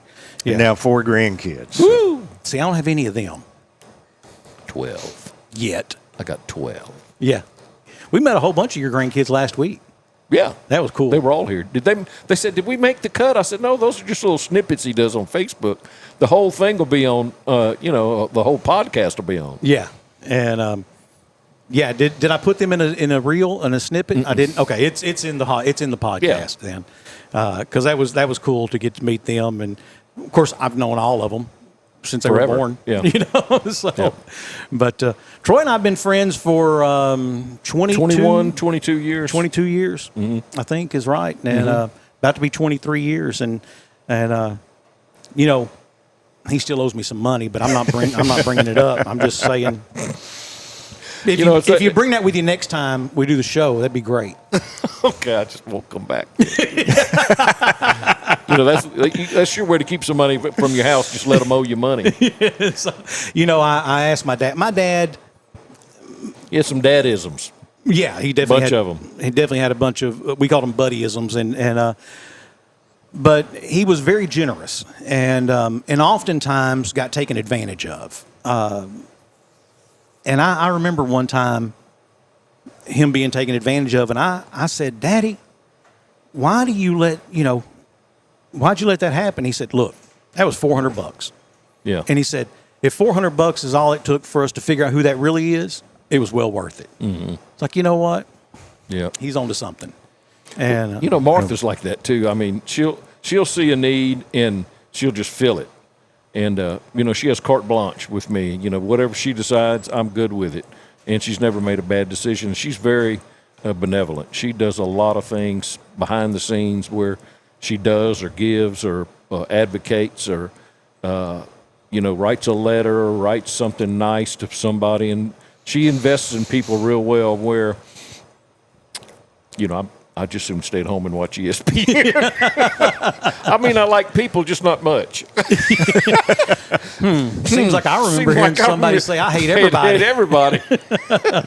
When we were on the radio one time, he said it was a whole clip, but at one point he was like, hey, I hate everybody. I said, I'm not prejudiced. I hate everybody. I hate everybody. I hate everybody. I hate everybody. I hate everybody. And so I just took that clip of him saying, I hate everybody. And then accused me of it the next morning. And I said, I didn't say that. For he years. Goes, let me play it. I hate everybody. I would just play it back to back. Dude, you can't do that. You're taking it out of context. But he did it. And he got by with it. And that's what happens in the news today. They just say it and it becomes... Get by with it. That's right. It becomes real. Well, you did really say it. I did really say it, but you took it out of where it was originally at. Don't end a sentence in a preposition. Where it was at. Yeah. Butt brains. Yeah. That's also not what you said. But yeah, well, I'm trying to clean it up a little bit. I understand. He explained to me the other day he's a Leonard Skinner Christian. Yeah. May drink a little beer and cuss on the weekend. Still we believe in Jesus. So we're going to take a quick break. We'll come back and wrap this show up. We're going to be back after this on Off the Back Porch. Buying this boat was a total no-brainer. Okay, I get it. You say no-brainer and the guy with no brain shows up? I'm sorry, we met our new boat. For a new boat? You don't call me. You call State Farm. Like a good neighbor, State Farm is... There? I was gonna say that. He's right. Your State Farm agent can help you choose the right coverage for your new boat and your RV.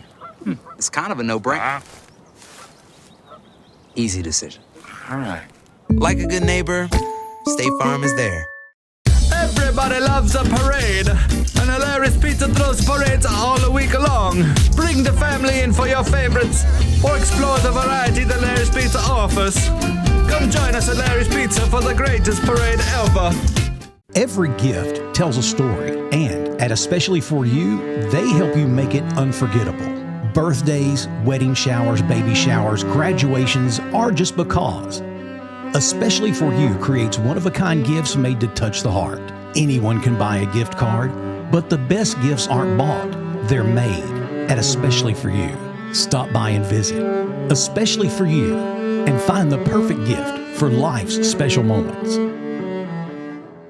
Hello, everyone. This is your favorite elf, Roscoe. And I'm Twinkles. We're not sure we're supposed to tell this or not, but the big guy. The head honcho, the big cheese, Santa Claus himself. Yeah, he's going to be at Davis Farms Country Market for the annual Christmas market, Saturday, December 13th from 11 until 3. So kids, bring your letters to you-know-who, but don't tell him we said a word. And they'll have a number of their vendors on hand as well. It all happens Saturday, December 13th at Davis Farms Country Market. 4523 Junction City Highway. We'll see you there. Bring in the holiday season with Lone Star and Colin Raid Christmas and Hits. A night of your favorite country hits along with some Christmas classics.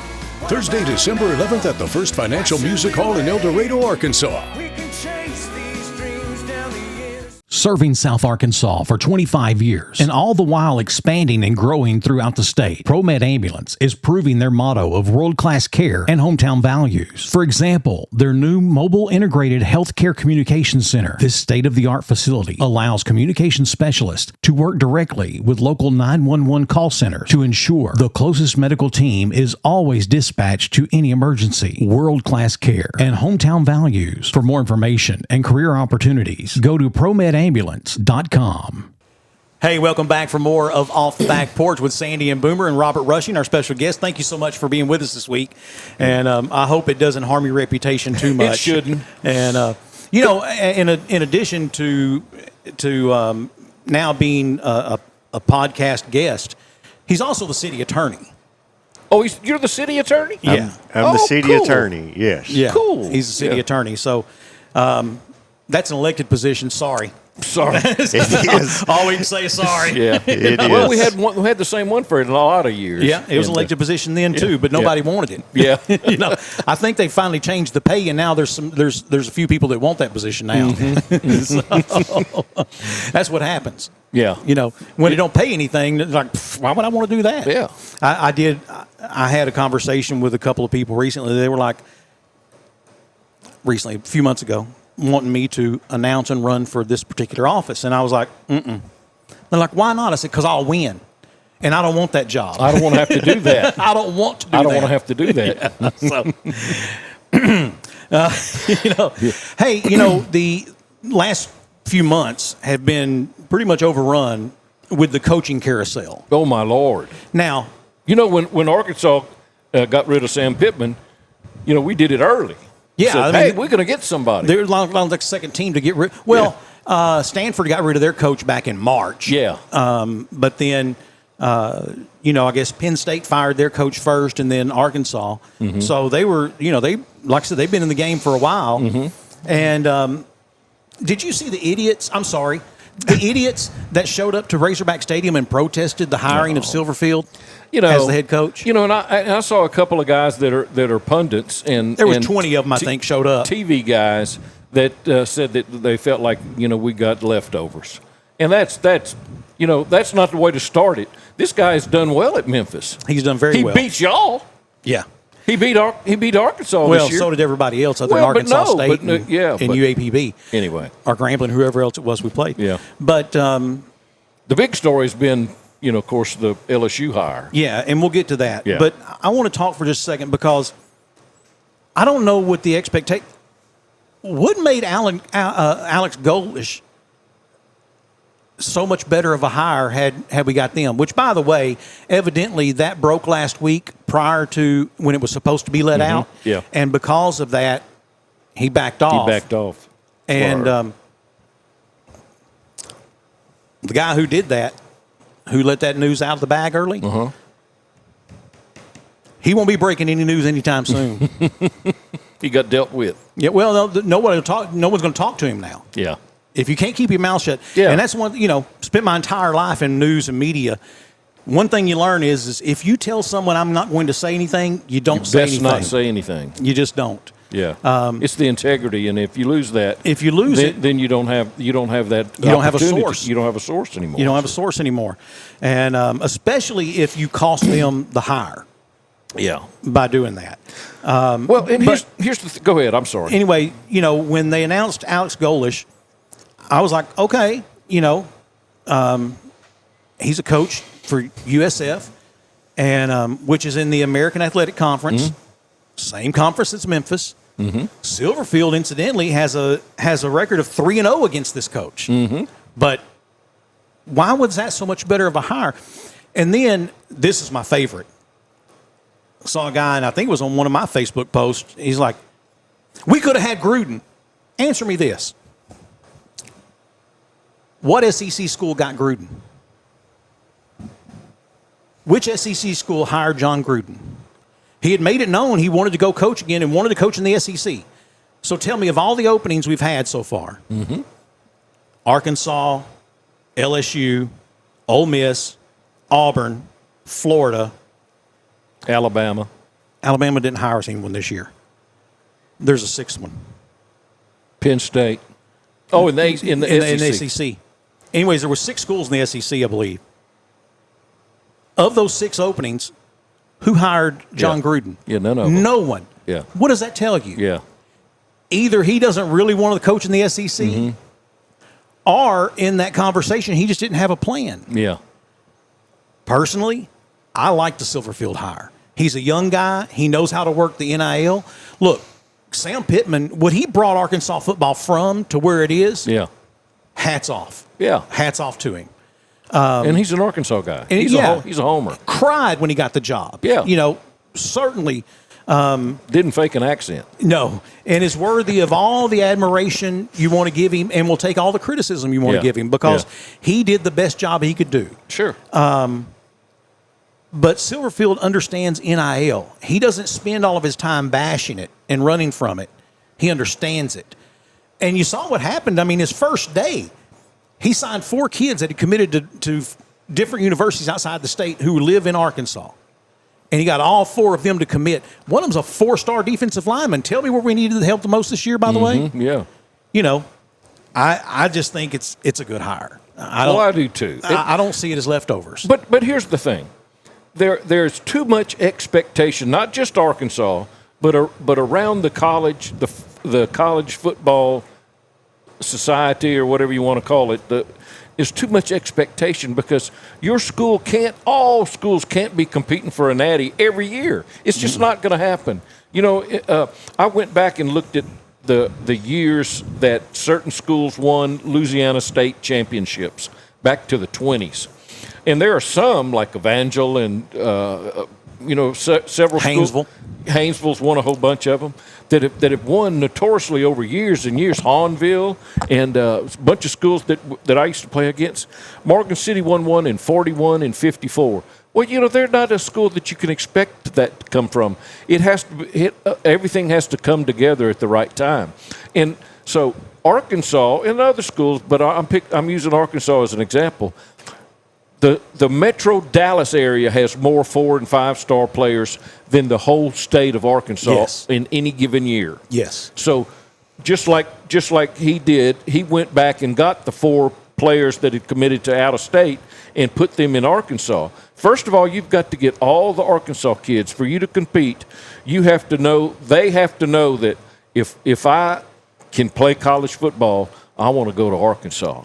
And it's a tradition again. Now, you still got to have the NIL money. Yeah, you still got to pay them. If you want a kid from California, you're going to have to pay them. LSU, it's just like a cult. Every kid that's ever played football in Louisiana, especially South Louisiana below Alexandria, they dream of running out through the gate, out of the tunnel, running that Tiger Eye on a Saturday night. And coaches all over the country will tell you there's something mystical about that. And you know, there was a Halloween back in the 50s that somebody ran all the way back and won the game against Ole Miss. Billy Cannon did it. Yep. And so, you know, then there were some of those mystical time lapses when Burt Jones was down there. Curly Holman. That we ran 3 plays in about 2 seconds to win a game. So there's just mystical things that happen.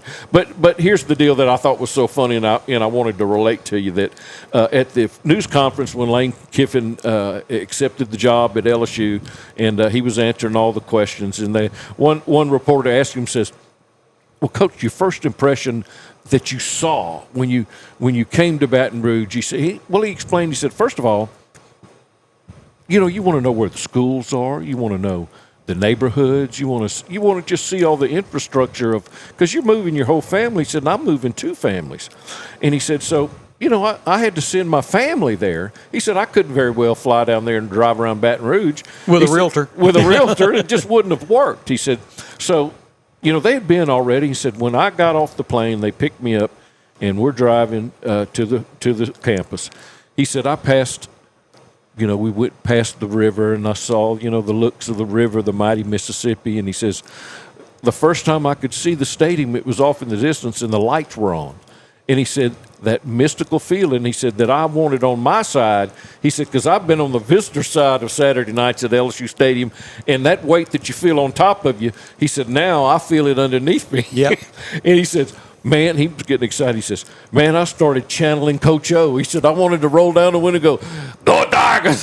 He said, and then he said he called Ed. He said he called him, and he said, best job you could ever take. Go Tigers. And so he just, he won the hearts of the newscasters there, the sportscasters. And they asked him some real hard, tough questions. And, and he said this, if you leave a place, he said, he was talking about they were trying to run him off the road, and they were yelling through the fence at him, getting on the plane, and, giving him the bird and hollering at him. And he says, he said, football's very important to those people, and they felt like they had been, done wrong. And he said, if you're passionate about your team, he said, I understand that. He said, I didn't want to get hurt or anything, but he said, I understand their passion. And he said, if you're leaving, you're the cad. He said, but here's the deal. If I had gone 2-10 for 2 years instead of 10-2, would they have been hollering at me? Yeah. Yeah. When they'd holler at you. Mm-hmm. Adios, muchacho. But nice to see you. Wouldn't want to be you. Well, and that's what happened with the last hire at LSU. When he left the Golden Dome, they was happy to see him leave. That's right. Well, when he left Notre Dame, they were happy to see him leave. Yep. And you and I said it way back then. Mm-hmm. Never thought Brian Kelly was a good hire at LSU. Nope. Didn't think it was then. Nope. I think we both agreed. We thought Billy Napier would have been a much better hire at the time. At the time. I still think he probably would have been a better hire. I do too. I'm not sure. I believe he'd have had a better chance at LSU than at Florida. Yeah. But also, you'll recall, before Brian Kelly was fired, I called it. I said, he lost to Vanderbilt. Yeah. He's going to lose this weekend to Texas A&M. They're going to fire him. He's done. Mm-hmm. And I think it was the show I was doing with Jax, and Jax was like, so I said, they get Lane Kiffin. That your only two options, really, if you're LSU, was to get Lane Kiffin or Lincoln Riley. Yeah. You have to get Lincoln Riley away from USC, which he's not on the hot seat this year, but he will be next year. Mm-hmm. And, we'll see what happens. Steve Sarkisian's at Texas. Mm-hmm. If he makes a move, he's probably going to the NFL. Mm-hmm. So unless you were going to get Nick Saban back, mm-hmm. Your choices were Lincoln Riley or Lane Kiffin, and Lincoln Riley hasn't said, man, I'm just so in love with Southern California, mm-hmm. but he's like, I'm not going anywhere. What's they all say that? Yeah. So Lane Kiffin was the natural, the natural progression, and you knew he was going to get a chance to get paid. Mm-hmm. He also said he didn't know what his contract was. He might not. He said I didn't want to know. Leave that to his agent. I'll leave that. Yeah, he said I'm sure it's pretty good. And they all laughed. Yeah. But again, when you're getting paid now $1 million a month, okay, is 12 point whatever million per year. 90 over 7 years, 93. Right. And you're getting paid $1 million a month. How do you get that check? I mean, we've talked about it before. Do you walk down there to the hall and be like, hey, my check ready, or yeah, y'all gonna direct deposit that, or and bank accounts are only insured up to $250,000. So what do you do with that $1 million check? Yeah, you got to put it somewhere else. You got to put that somewhere else. You can't just leave it all in one bank account. My daddy in his later years worked as a rig consultant, and they make $500-600 a day, or they charge that and they make I don't know what. But this is in the late 70s, early 80s, and he showed me his check one time for a month. He said, Troy, look at this. I said, that's great, Daddy.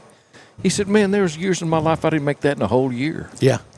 I said, well, that's great, Daddy. I'm glad you were able to make that. And it doesn't make who you are if you're that level of a coach, because if you're making that level of money it's not important anymore. It's the chance to do this or you're just building someone's inheritance. Yeah. At that point. Exactly. Now his kids are probably tickled to death. Them grandkids. Yeah. Go daddy. But I think that Arkansas I think they made a good hire. I'm interested to see. I mean, he's got to do it on the field, okay? Yeah. I'm more interested to see who his assistants are going to be. Yeah, that's the deal. I think that's what you'll probably be hearing between now and the end of the weekend is, who the assistants are going to be, and it's going to be interesting. I think it's, I don't know. He says that, there was a fake news story that came out about him probably a month and a half ago, 6 weeks ago, that said that he had already accepted the position and was going to resign from Memphis the next day. Mm-hmm. And that came out on a Saturday right before he had a game. Yeah. And he said when his game was over, he saw, he saw texts and phone calls, emails from coaches all around who was like, hey, I want to join you. So it sounds to me like if that's accurate, then he's already got a good Mm-hmm. crew, lined up. Obviously, to me, the most important thing, I think you need to keep KJ Jackson. You got to try to, build a fence around him, keep him at Arkansas. Yeah. Because he can probably go to a number of schools and compete for a starting position.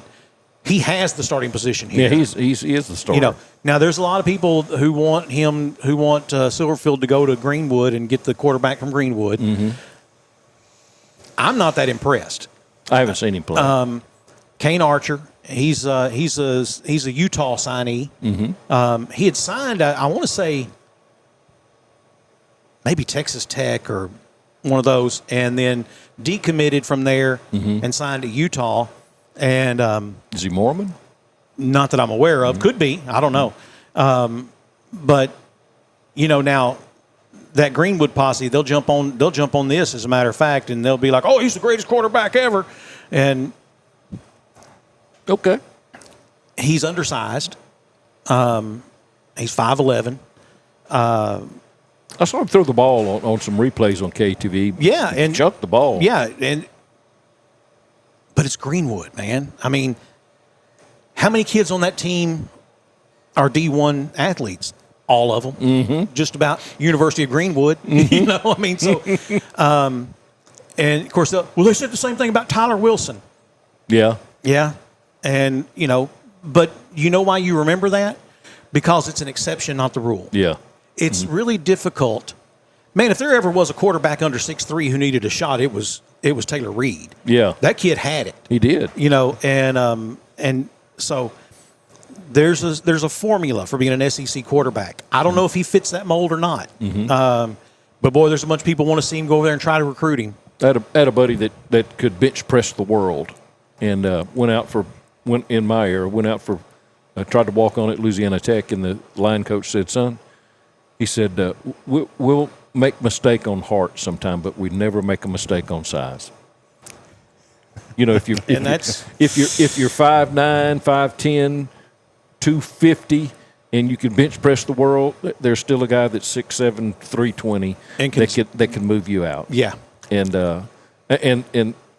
when you look at a pro team, or even most D1 schools, you'll see that every guy on that team was most likely the best player on their high school team. Mm-hmm. And a lot of them carried the team. There, if it was 2A school, we had some kids in Strong that went to the pros that won a state championship almost on his own. Yeah. And so it's the best of the best. And by the time they get to the pros, it's just 5% of those guys from college. Yeah. So it's the apex of them, and so they're not going to make a mistake on size. So if you're a 5'10", if you're a 5'10" quarterback, and you can throw the ball 90 yards, there's 6'7", 6'8" guys that you're trying to throw over. Mm-hmm. So either they got you rolling out in a package or whatever. Yeah. Anyway, and I'm not saying it's fair. I'm just saying it's fundamental. Yeah. And that's just one of those things that it's hard to get past. And what did you think of the Arkansas hire? Even though I thought it was a good hire, they didn't have to agree with me. I'm not big into football, but I agree with your comment earlier. I didn't really like those protests. That let's give the guy a shot. Let's see what he can do. You can protest him after a year. You're going to have plenty of time. Yeah. Evidently, but at least let's see what he's got to offer. But of course, this is the fan base that did rent a billboard last year that said, Coach Pittman, thanks for the memories, but you need to go. There on the interstate as you're going into Fayetteville. This is the fan base that did fly an airplane over the stadium with a tail thing behind it. Houston Nutt needs to go. Yeah. And I think a lot of that comes back to because they have this belief that they should be something more than what they are. That's what I was alluding to a while ago. And since Arkansas has been in the SEC, 1992, they're a 500 ball team. Yeah, but Chad Moore, I get it. Mm-hmm. But for every Chad Morris story you have, I have a Bobby Petrino story that offsets that. Mm-hmm. They're a 500 ball team. Yeah. And for those of you out there that are talking about how terrible Sam Pittman was, don't forget this guy went 9-4. Yes. One year. Okay. They definitely crapped the bed on an offense a couple years ago, and they went and got Bobby Petrino to fix it. Fixed it. Evidently, they swung and missed on the defense this year. Yeah.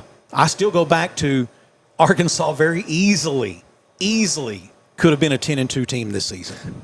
Losing games by 1 point or 2 or 3. And at the beginning of the season, you and I think we did it. We started counting the possible wins, and we had them 7 and something, that were winnable games.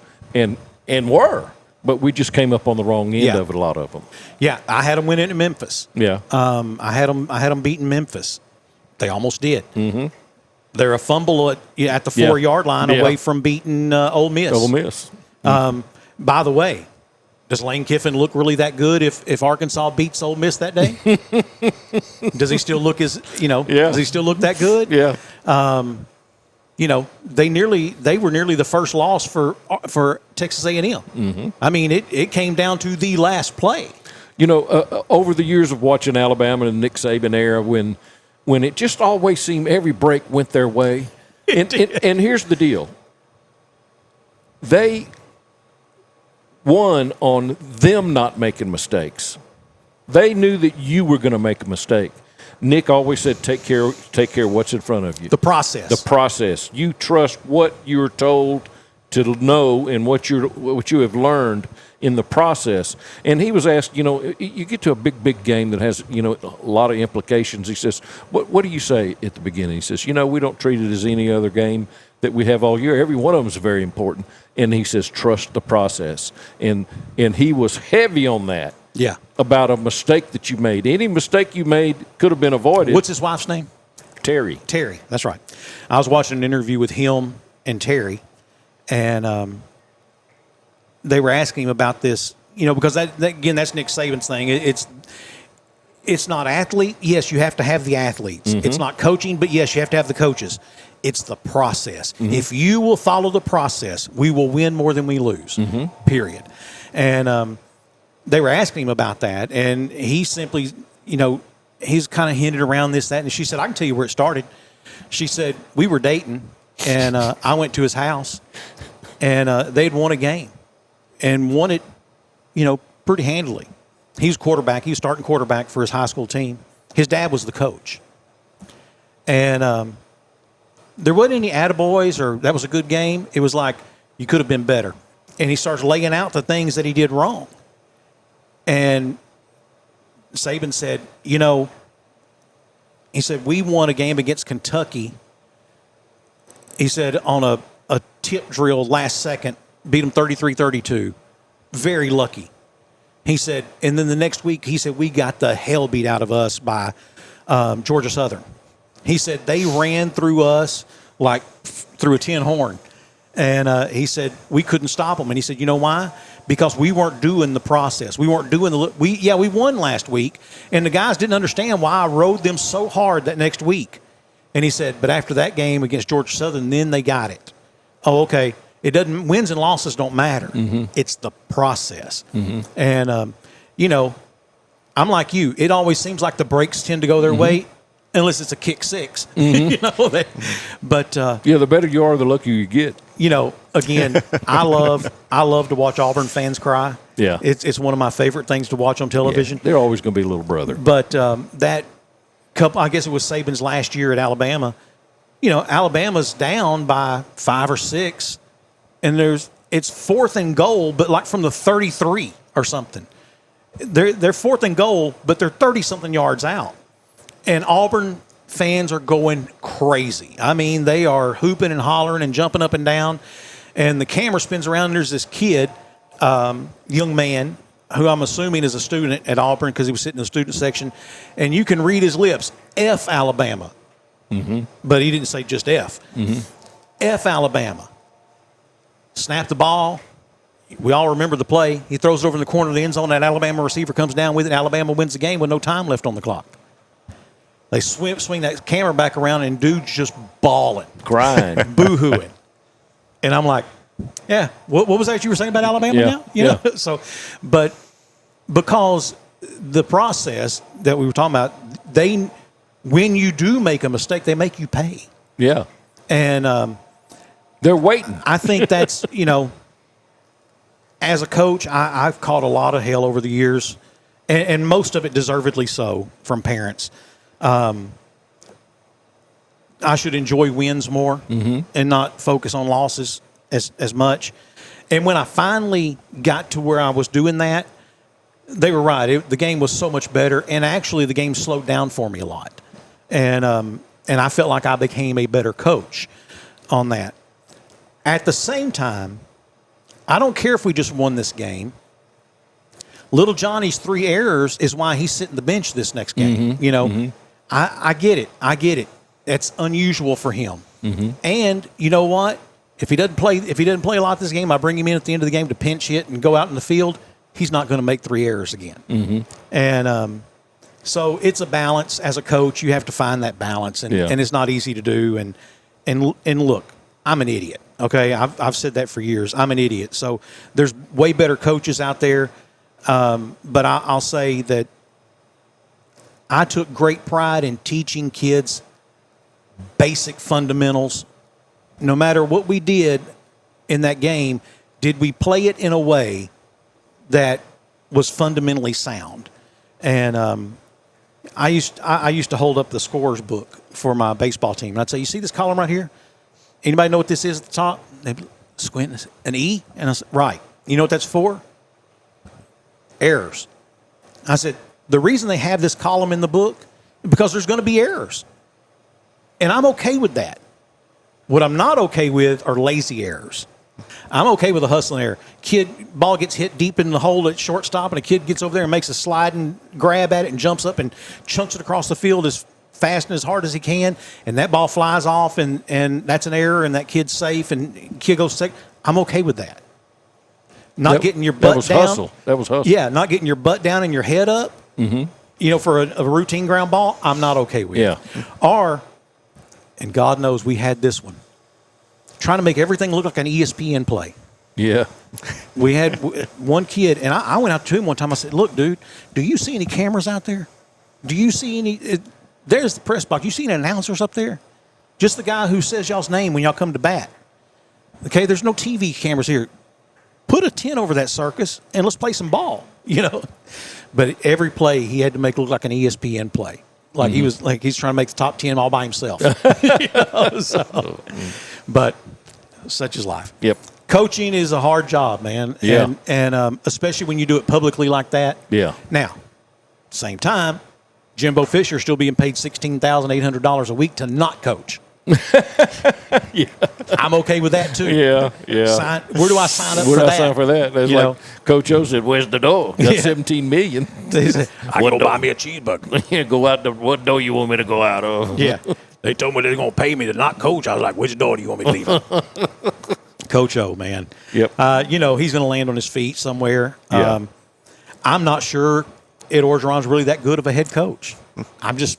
Yeah. The track record isn't theirs. But he won a natty. Yeah, he did. Yeah, he did. He did. He won a national championship. With somebody else's recruit. With a whole bunch of Les Miles recruits. Yeah. And then, you know, of course now, he went and got Joe Burrow. He did. He went and picked him up. But he had a once-in-a-lifetime athlete. You know, that's one of those, that's you know, Bobby Petrino with Ryan Mallett. You know, Houston Nutt with Matt Jones. those guys aren't available every year. Yeah. Those are elite athletes, and but Coach O's track record doesn't say he's really that good of a head coach. Mm-hmm. He's a heck of a recruiter. Yeah. That's what he need him for at LSU again. Well, whoever gets him, that's what he's. Mm-hmm. I'm going to tell you the only surprise I really had in this whole thing when it came to this coaching carousel, and that was Eli Drinkowitz with Missouri. Yeah. That he didn't get snatched up. Yeah. Now he's pretty happy at Missouri. Mm-hmm. They're pretty happy with him. They're doing well. And I think if there is a comparison of what Arkansas could do, that's it. Yeah.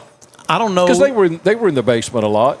For a long time, Mm-hmm. and they came out of the Big 12, and they're just now becoming a respectable member of the SEC. Exactly. But that worm churns too, because as you were mentioning earlier, you go back and you look at who won state championships at 2A to 5A in Louisiana, for example. We talked about Evangel. Yeah. But that worm churns. It does. And eventually. then Victory ended up. They were winning them all, and then Evangel started winning them again. Haynesville's won a bunch of them. Red Franklin, who coached the Golden Tornadoes down there at Haynesville, I was in Haynesville one time doing a playoff game in the press box, 1997, and the guys for the Haynesville radio station were standing next to me over there doing the game, and they had on their Haynesville hats, and it had the Golden Tornado here, and it said state champions, and it just started. It had years. And it went all the way around that hat. There weren't a whole lot of blank spots. That was the kind of dynasty they'd put together. Junction City. Yeah. Coach Carpenter. Coach had a bunch Carpenter of them. and of course even since, but Junction City and and then for them to get put out of the playoffs this year, and it was just a weird bracket draw for them, and Hampton, who was so good all year, and gets put out in the first round, and El Dorado had a several years of, and if they came in next year and they're playing in a state championship game, you got to say the dynasty still continues. Yeah. You had Scott Reed, who went 4 years in a row, and then won 4 out of 5 of the state championships, and then you had Stephen Jones comes in and wins one. And Coach Hill, it's his turn at the call, and so we'll see what happens with them. But the worm churns. I mean, I can remember when South Carolina was constantly in the discussion about winning a natty, and you don't hear anybody talk about South Carolina winning the football championship anymore. Or Clemson. Yeah, Clemson. And they were in it for a while. Dabo will have a new job next year. Yeah, I think so. He's going to be on the hot seat. Yep. But I think next year there's going to be some great job openings, as well. Well, with the NIL, the nature of the game has changed, and you can pick up. You may not have a lot of people that are honoring the system or loyal to your college, but they're coming and they're excellent athletes. So a team can change over from year to year without it's not just your recruiting class anymore. Right. And look, NIL, something has to change. It's what it is now is not sustainable.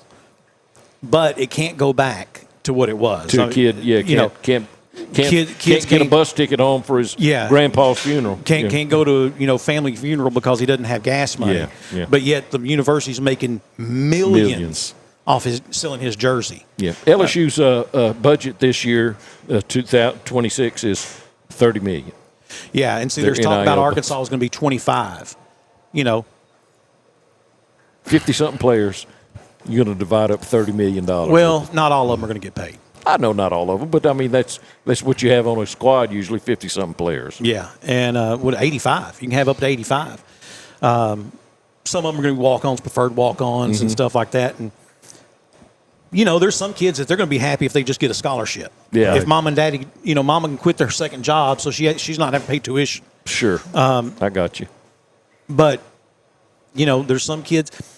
I don't know. I don't know what the answer is, and obviously, if I did, I wouldn't be here doing a podcast, right? Yeah, I'd be making a big bucks. I'd be sitting in an office at the NCAA, but I think somewhere they have to cap it, and it has to be equitable again. This has to, this percentage of that cap has to be for football and baseball and basketball and volleyball and split it up like that. And you got to use every cent of it, because that was the other thing we were talking about, my kids and I. He said, well, what if you didn't spend it all this year? I was like, they have to make you. They have to. Because otherwise, you get you a really good recruiting class, right? Yeah. And then next year you go out and you spend some big money. You say you got $30 million. You go out and you spend $10 million of that getting you 2 or 3 key pieces to match up with this really good recruiting class you had the year before. Well, now you still got another $20 million you didn't spend. Do I get to use that next year? And now all of a sudden I'm spending $50 million and I can get me another good class? No, you can't do that. If that money's meant for the kids, then it's a budget. That's a budget item. Yeah, that's where it needs to go. If you don't spend it, you don't get it again. You don't get it again. Yeah. And I think, it's going to be interesting to see what becomes of it. I don't know. Does that have to go to Congress for them to figure it out? I don't know. Do we get federal judges from around the nation to sit down and figure it out? I hope not. Because, then does it become woke? Yeah. I don't know the answer. I don't. Yeah. But something has to give, because it can't continue. It can't continue at this level. I think what still bothers me is they're saying, well, the university can't spend that money. It's got to go through a collective, and there has to be another party, and hold on a minute. Hockey pucks. Hold on a minute. Yeah. What do you mean the university? You mean to tell me that all them players SMU used to buy back in the day of the Pony Express? Yeah. That money wasn't coming from the university? Yeah. Yeah, I tend to disagree about that. Yeah, I disagree with you, too. So I don't know what the answer is. Yeah. But there's one coming. I don't know if we'll ever see it in the right iteration in our lifetime or not, but there's an answer coming. Yep. Robert, I'm sorry we talked about something you had no interest in as far as football. No. Baseball? Not a sports guy? Not much of a sport. I work. I go to the office at 7. Imagine that. And I leave probably about 8. So yeah. So you got to get back to the office then, because you still got stuff to do. Yeah, you got 3 hours left, brother. And so we could talk about elderly people having falls and paramedics, and I'm sure you know all about that. I know. I have experienced that. I have. We could talk about any of those things, field medicine. And then like I said, we could talk law.